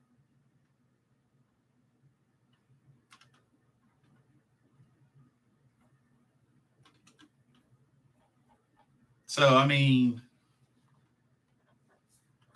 Joe Valesco likes Chuba Hubbard.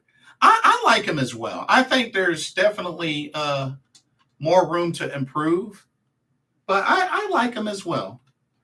Carolina Pride says, I love Deonta Foreman, but I think his production can be replicated easy, and it depends on contract. If we can get him on a good deal, yes. Plus, Foreman can catch too. And that's fair. That's another fair point as well, being that, nowadays running backs can easily be replaced. So you do make a good point there. That is a good point. That is a good point. Because, yeah, running backs can definitely be replaced. Carolina Pride says, I'm okay with Chuba as long as he is never allowed to punt return or kick return ever again. Now, that I 1,000,000% agree with you. Special teams, no. No. Special teams, no. I do agree with you on that. I definitely agree with you on that. Special teams, no way. No way.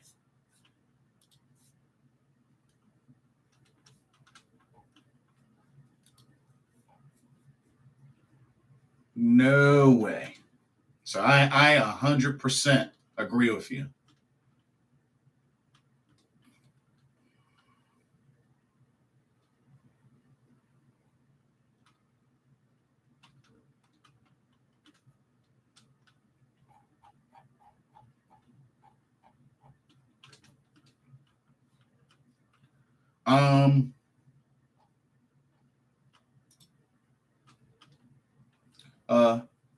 Nicole Hardman is a game-changing returner too.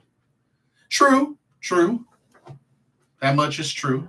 And he got himself a ring with the Chiefs. Got himself a ring with the Chiefs. Yeah.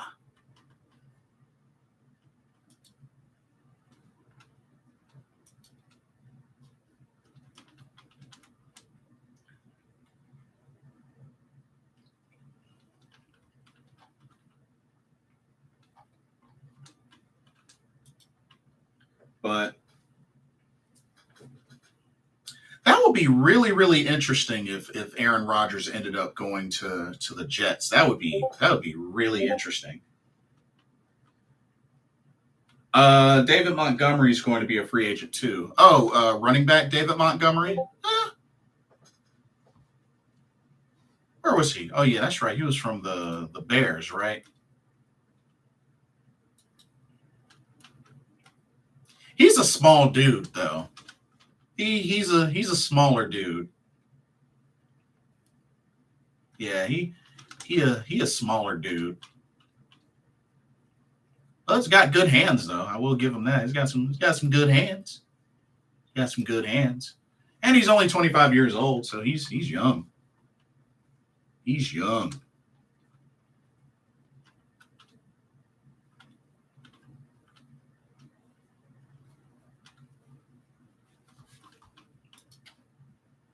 But that's what's up. I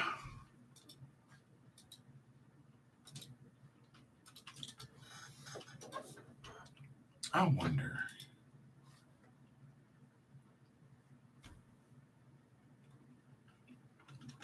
Oh yeah. I keep forgetting. Now that it's the month of March, I gotta eventually do a mock draft. Gotta do one or two mock drafts. Yeah, I still gotta do that. Goodness gracious. Man, time is flying fast.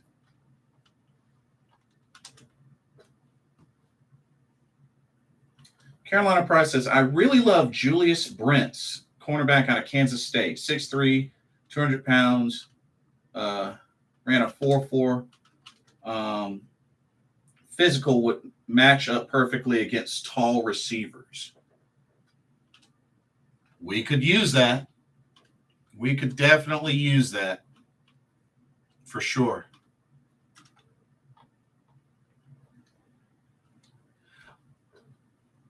How do you feel about the idea that supposedly the trade for DeAndre Hopkins would be a second round pick or a conditional pick, or excuse me, a second round pick plus a conditional pick or a player for DeAndre Hopkins? Plus, we interviewed him at the combine. He was one of the folks interviewed at the combine. Nice.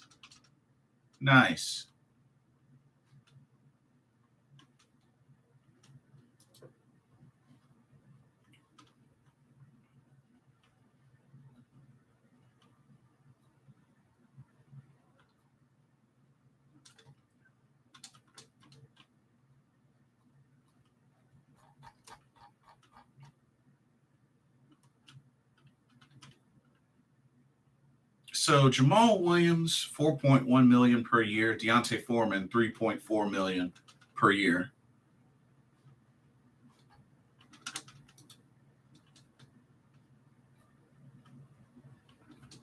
Well,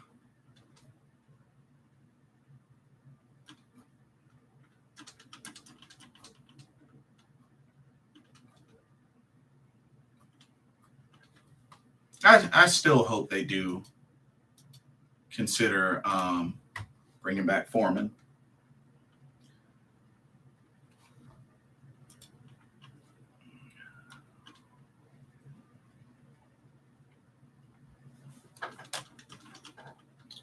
Carolina Pride says Terrace Marshall Jr. for Hopkins all day. Bring him home. He is from here.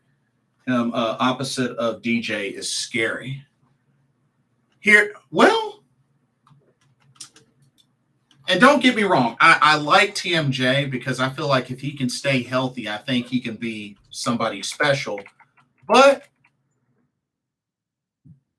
a combo of DeAndre Hopkins, DJ Moore, and if we can pick up somebody premium in the slot, I think would definitely be great. And yes, he's from South Carolina, so that's a good point.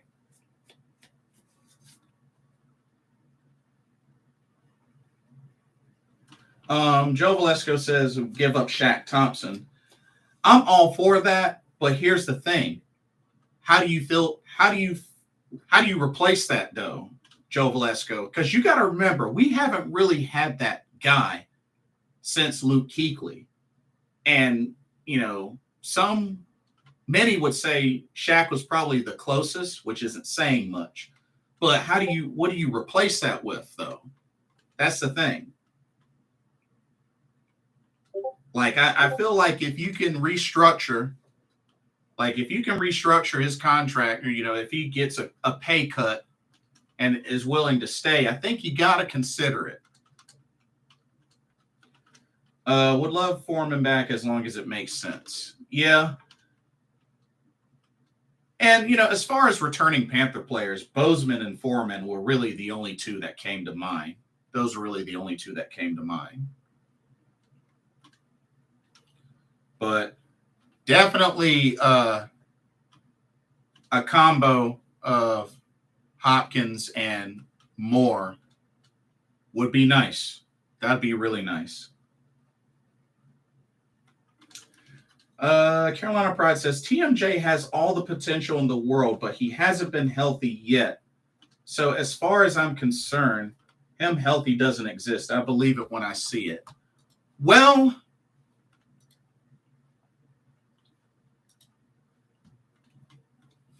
let me see. Well, he played in one game more than he did in 2021. Played in 13 games in 2021, 14 games in 2022. He played in one game more. But he has made some sick plays. He has made some sick catches. I will say that. He has made some sick catches.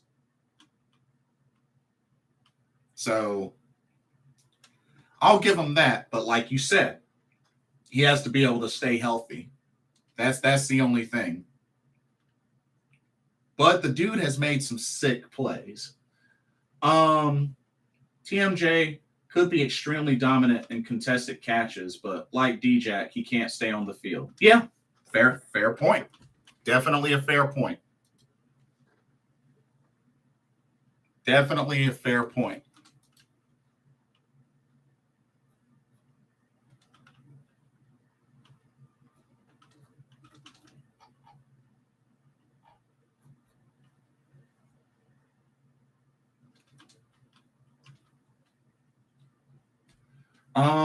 Let's see.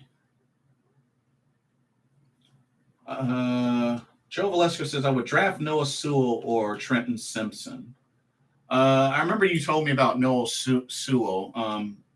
What position is Trenton Simpson?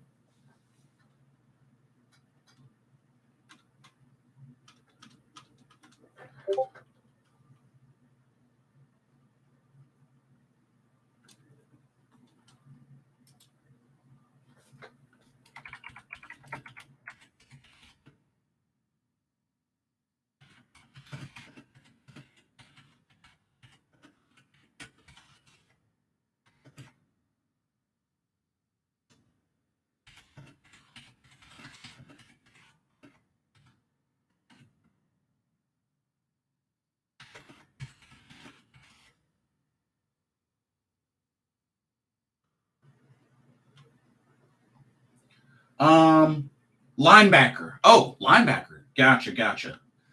Carolina Pride says, I'm in love with Nolan Smith's character. He would be captain day one, plus him opposite of Burns in 3-4 would be electric. Nolan Smith. Or no, excuse me, Nolan Smith.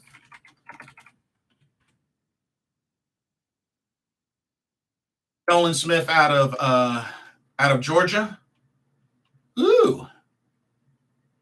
6'3", 235. Oh, okay. Brandon Smith is another one I would like to see more, but he's another one that has to stay healthy. He's another one that has to stay healthy. Noah Sewell had a terrible combine, ran a 4.7, I think, and did not look fluid in the drills. Ooh, that's not good.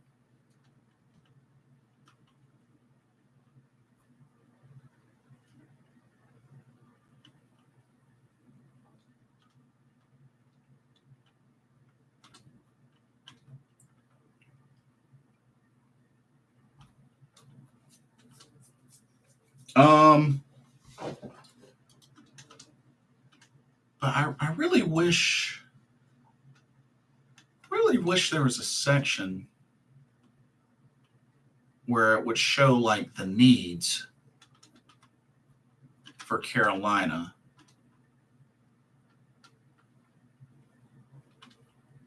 But one thing I do admire is at least we know that Frank Reich really emphasized he wants stability at the quarterback position. He wants stability, and I admire that. Brandon Smith is really, really good in coverage. Not only that, hard hitting. Dude is pretty hard hitting as well. I really hope that the door really opens up for him to evolve. Also, Amari Barno as well. He's another one I got my eye on. Cade Mays. Cade Mays, I feel like is somebody that could evolve as well.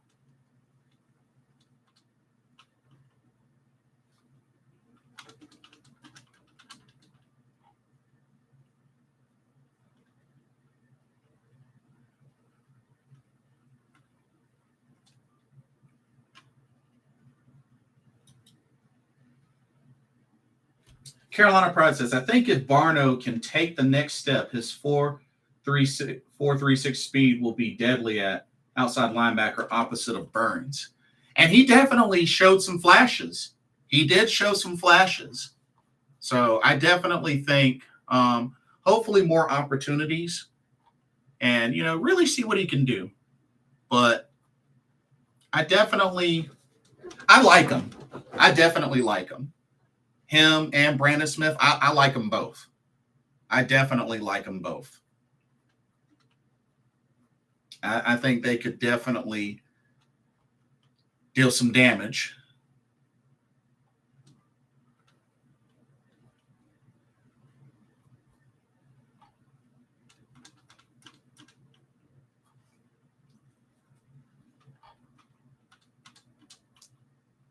But yeah, like I'm really curious to see what's going to happen. Like there's a lot of buzz going on. I mean, Lamar Jackson, Derek Carr just got racked up by the Saints.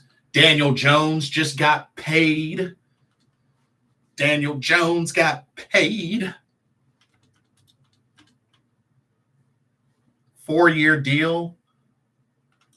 You see what that 4-year deal was? Oh man, Daniel Jones getting paid. 4-year, $160 million with $82 million guaranteed, which includes $35 million in incentives. Goodness gracious. And there were at one point, there was sort of some, concerns on whether he could be the guy because, he did kind of struggle a bit. But of course, last season was a different story. But Daniel Jones got paid. Dang. Dude got paid.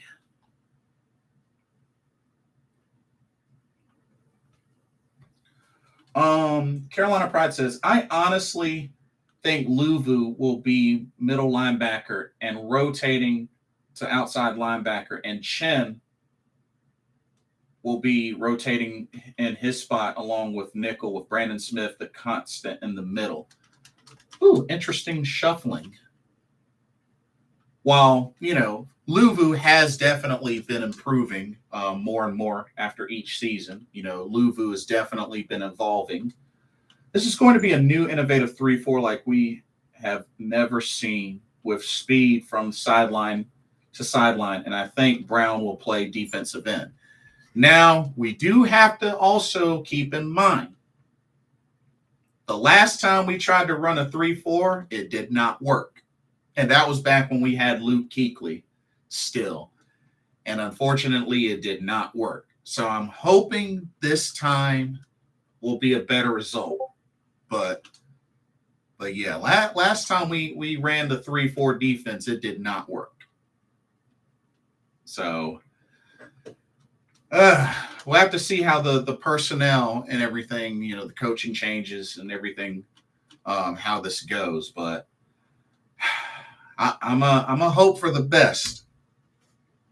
3-4 typically I'm not a fan of, but if it works, it works. Hopefully it'll work this time around. Oh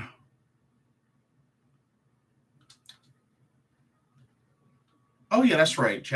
Jaguars released Shaquille Griffin. And like I said before, we waived Jordan Mack, Justin Lane, and Rashawn Melvin.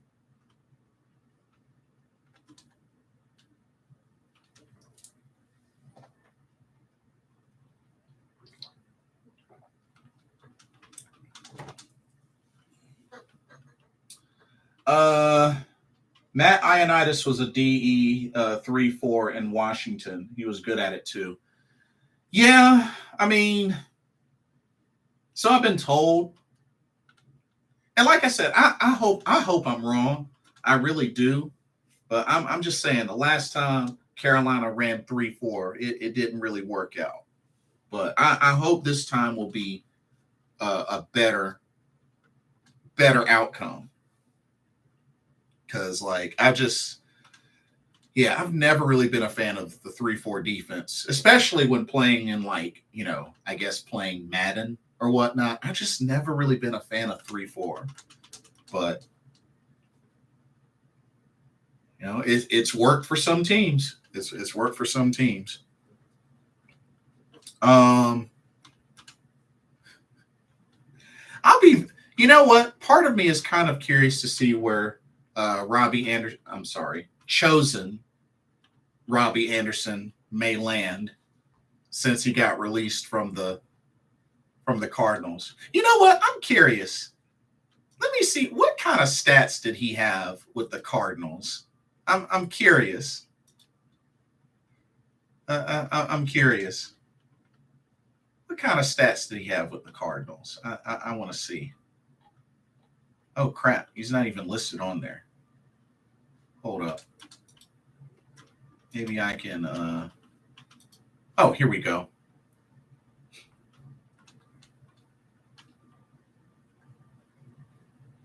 Dang.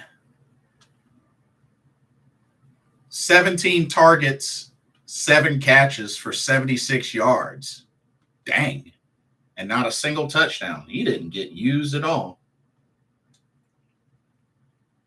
Man, he really didn't even get used. Dang.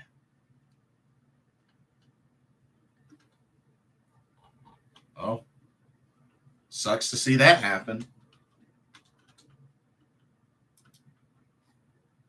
Yeah, sucks to see that happen. Khalil Mack is getting released as cap casualty. Plus, we have the money. Imagine that. Really? Khalil Mack is getting released? What? Wait, remind me again. Where was he? He was with the Bears, right? Wasn't that where he last was? Was with the Bears?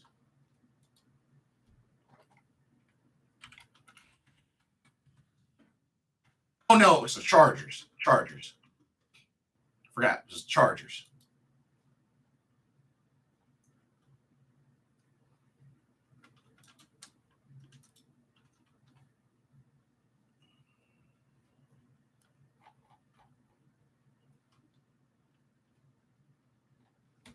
Hey, I mean, Khalil Mack,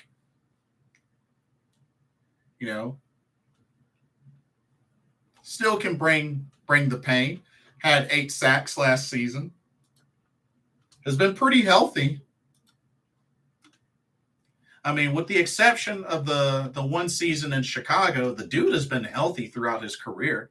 So getting a Khalil Mack would be nice. Dude is a hard hitting linebacker.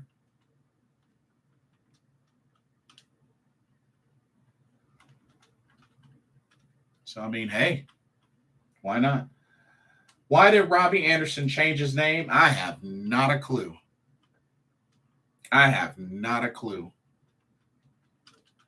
Khalil Mack and Brown on the D line. Sheesh. And Derek Brown. Yeah,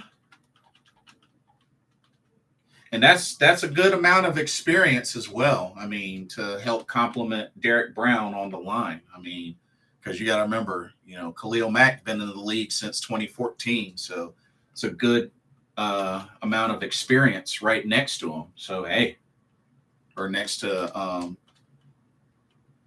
Derek Brown. So hey, it would be nice. It would definitely be nice.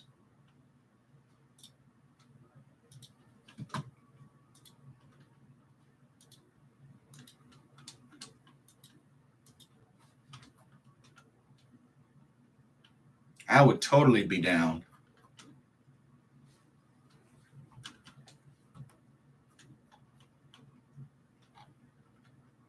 But man,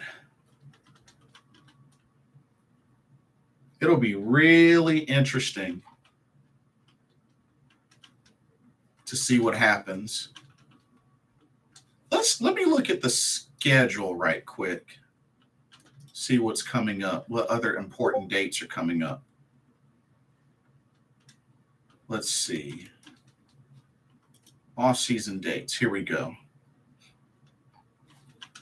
So, what's today? Today is the 9th of March. So, Carolina Pride says Derek Carr would get his ribs realigned. Well, we're going to have to play against him twice, at least. So, we'll see what happens. To be fair, Derek Carr beat us the last time we played against a Derek Carr. He did beat us. As a matter of fact, he beat us twice. Now that I think about it, Derek Carr has beaten us twice.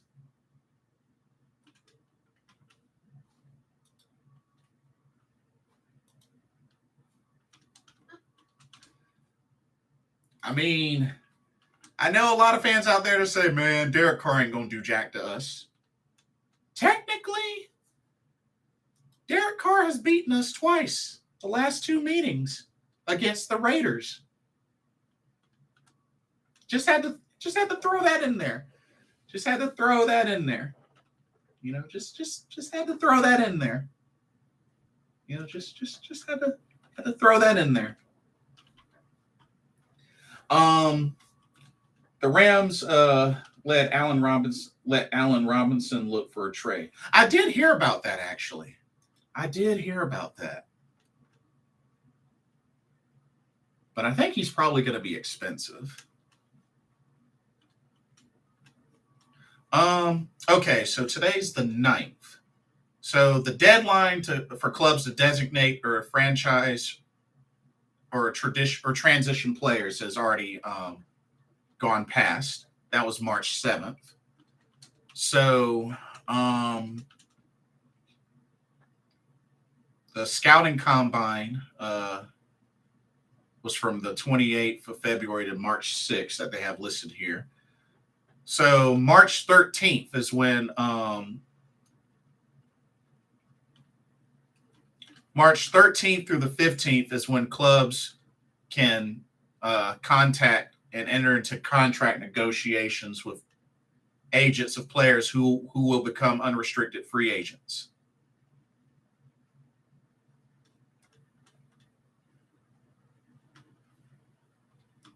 Okay. And then March 15th at 4 p.m. is the official start of the 2023 league year. And signings and trades and all that can start happening. So we probably won't see a whole lot take form until next week.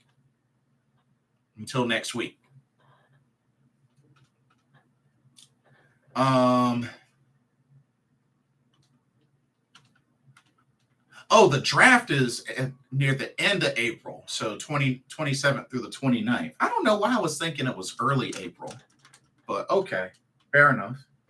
So it's actually still got plenty of time. Plenty of time before the draft. Dang, the 27th and 29th. That's a ways away. Now that I think about it, that's kind of a ways away. But fair enough. Fair enough. But yeah, got quite a bit to look forward to. But this whole free agency period and such is really gonna be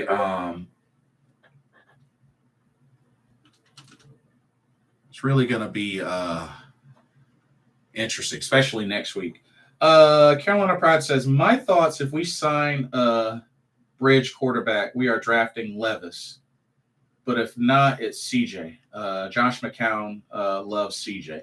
He did mention that. He actually did mention that. So you make a good point. You make a good point.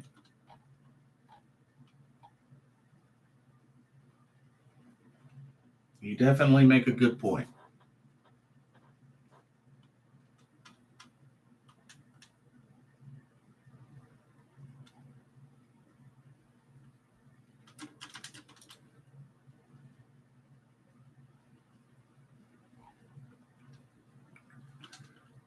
If we trade up to number 5, Levis is the pick. If it's 3 or higher, it's Bryce or CJ.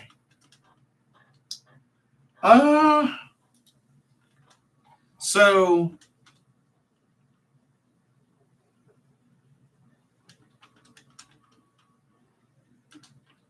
you know what? The more that I hear that's starting to make sense. It's actually starting to make sense. Yeah, that's starting to make sense.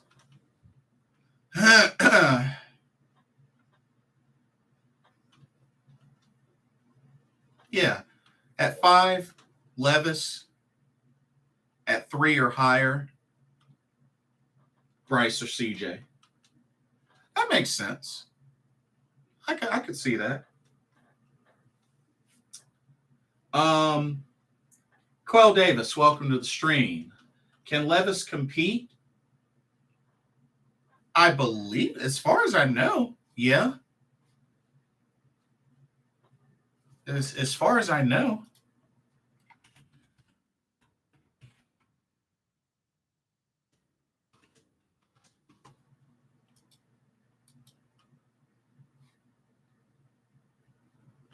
Apparently, he's got that cannon of an arm. That's what the word is.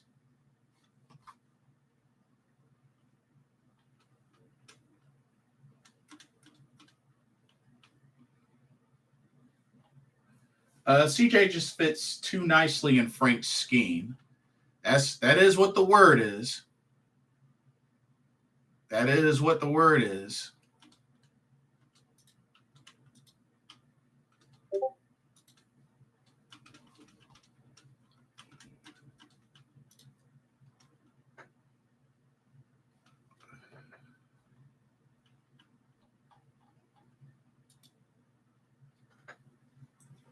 But and I think not only that, is Will Levis or Anthony Richardson the bigger quarterbacks?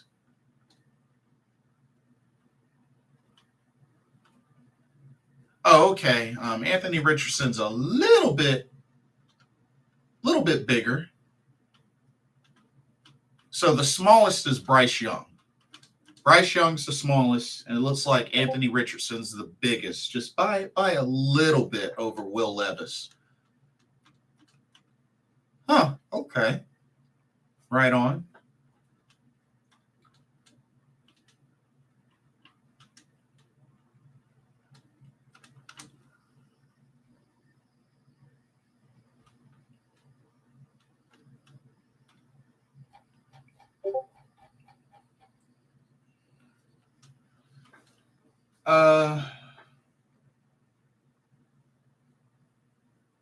Oh, Carolina Pride says Levis is getting a bad rap, but from watching his combine interview, he is confident to the point of borderline arrogance. Yikes. Oh, I totally forgot Joe Valesco. Joe Valesco says if Anthony Richardson doesn't fall to number 9, is going to be Will Levis. So they got Anthony Richardson going to the Raiders at number 7. They got the Raiders getting him. So according to the Tankathon, it's Bryce Young to the Texans, CJ Stroud to the Colts, Anthony Richardson to the Raiders, Will Levis to the Panthers.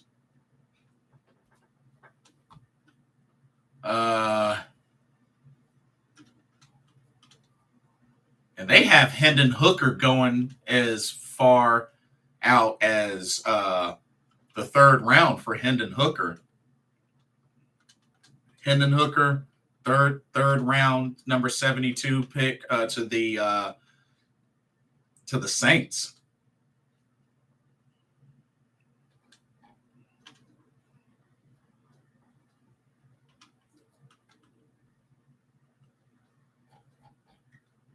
Ernest Capu, new quarterback 2023. I agree.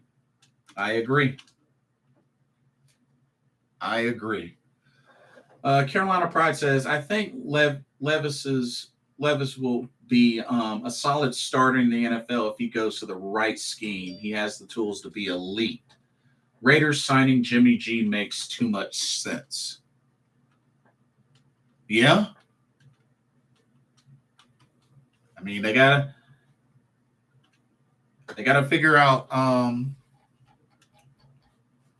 somebody to get, especially, no more Derek Carr.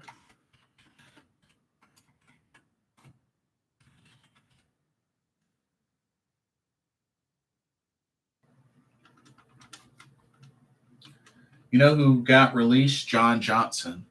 Are you talking about the safety from the Browns? Safety from the Browns?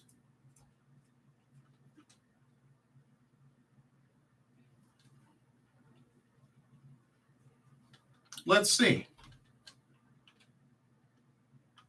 Not bad. 12 total career interceptions. Only 27 years old. Perhaps.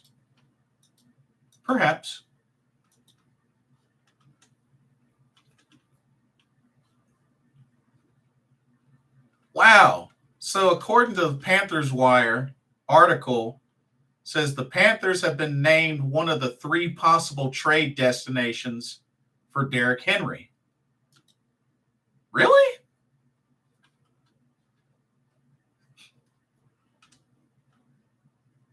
Well,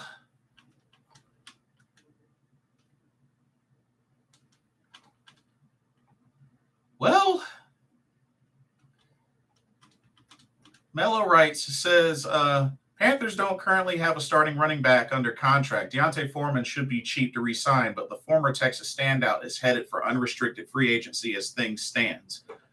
Foreman isn't exactly a game changer. Reich appreciates a 3-down running back after designing an offense around Jonathan Taylor in Indianapolis. Panther fans expect to contend for the unpredictable NFC South Division title in 2023. Acquiring Derrick Henry would expedite that process.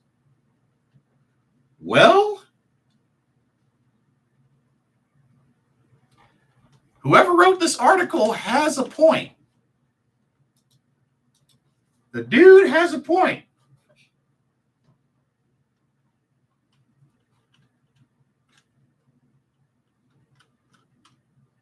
While I'm all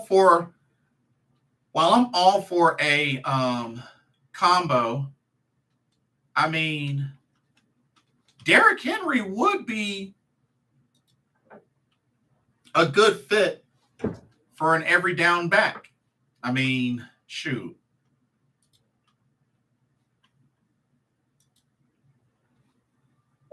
I mean,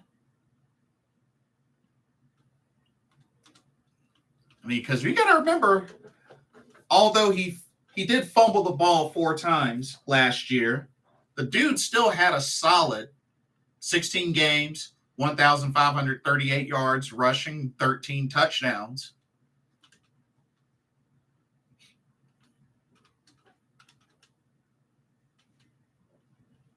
Also had he put up the most career catches last season, 33 receptions for 398 yards. I mean, and then 3 years ago, he rushed for 2,000 yards. I mean, shoot.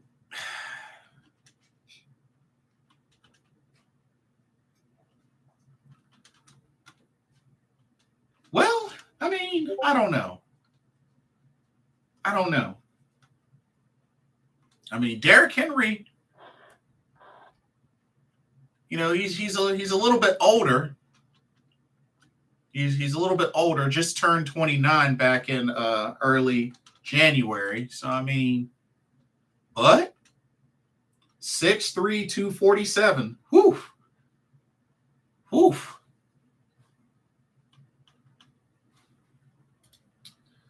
Carolina Pride says, my quarterback prediction, if we trade up, Texans get Bryce, Carolina CJ, Colts Levis, Washington Richardson.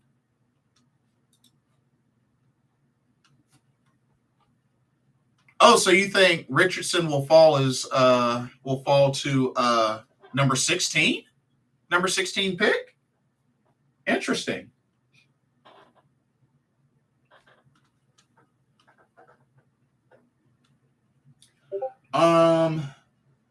Imagine Derrick Henry, Chuba Hubbard, and Deontay Foreman. Now I don't know if we'd be able to have all 3 of them. No, I don't know about all 3 of them. That would be that I don't think we have the money for. Look for us to draft Zach Charbonnet. I hope I said that name right. I miss CMC. I miss CMC as well, but I do understand why we got rid of him. Because let's keep it real. Let's keep it real, Joe Valesco. The way we were running the offense, we were gonna shorten the career of CMC. I mean, we got to be honest. We were gonna shorten that man's career. I mean, thankfully, last season, he played in all 17 games last season. So, I mean, that was a plus. I mean, 6 for Carolina, 11 for San Fran.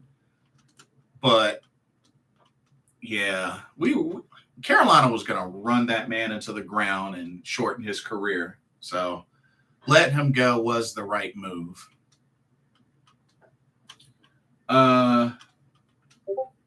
You're giving up a first rounder to get him. No thanks. Oh, you're talking about Derrick Henry? Yeah, I feel you. Ernest Capu says, new wide receiver 2023. Okay. Who? You also said new quarterback 2023. Who's your pick? Joe Valesco says, do you think Jesse Bates is going to be too expensive? Jesse Bates. Let me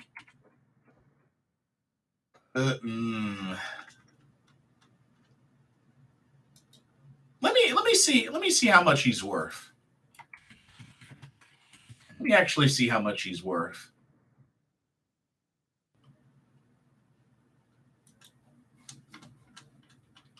Jesse Bates.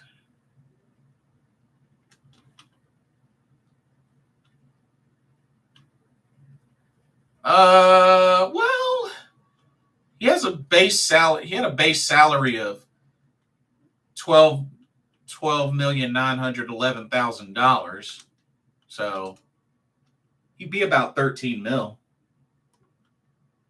He about 13 mil.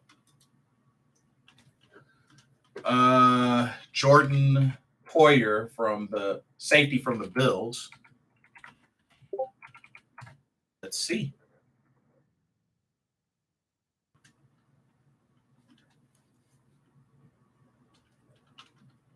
Jordan Poyer.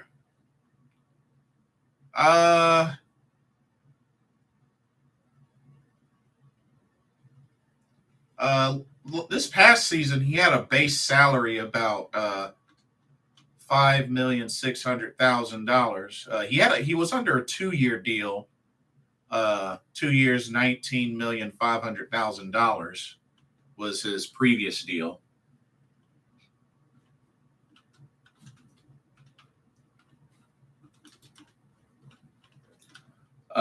So yeah, maybe. Ernest Capu says Odell Beckham Jr. Carolina Panthers. I doubt it, dude. He hasn't played. He hasn't played since the Super Bowl the Rams won 2 seasons ago. Like, we don't even know if he's even healthy, Ernest. Like, he didn't play a single snap in 2022. I don't know about that. I don't know about that. I don't even know if he's healthy.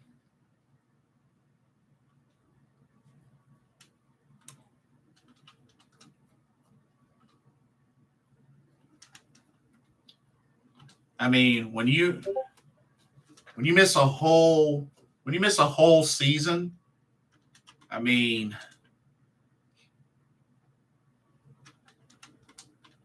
not to mention he didn't sign with a team.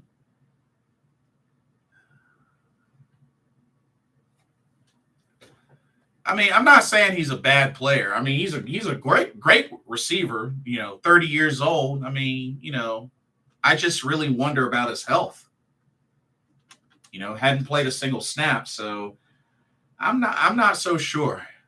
I'm not so sure I would zone in on the idea of Odell Beckham Jr. Not to mention he's kind of a hothead, has an attitude, and he's a drama queen. So would be just bad energy, if you ask me. Carolina Pride says not enough flashing lights in Carolina for Odell. Like, unfortunately, I have to agree with him. I have to agree.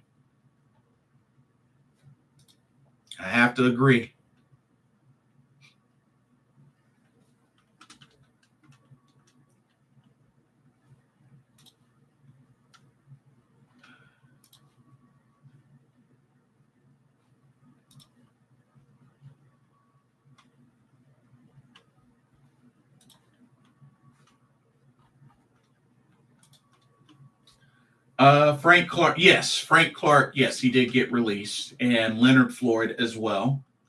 Yep, Leonard Floyd as well, from the Rams. This is true. This is true indeed. So a lot of folks up for grabs, for reals.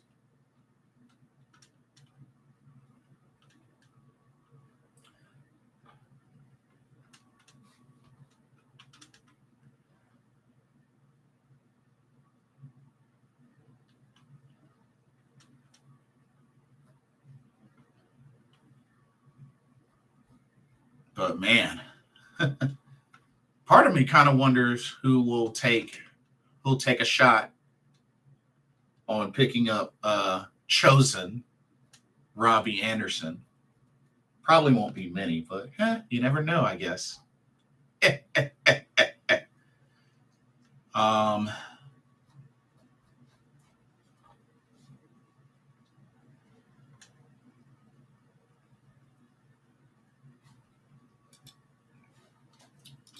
but yeah, I'm really curious to see what happens, especially next week. I think next week is going to be really interesting, especially as the period for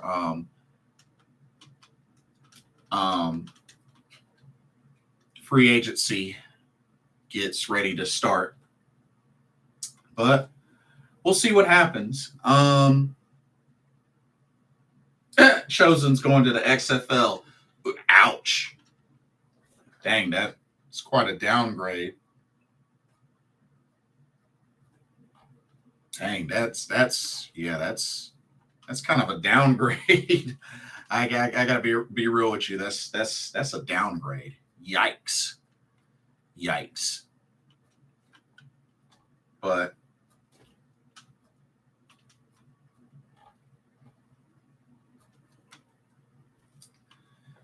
anyway, I think that'll do it for tonight. It's getting kind of late, but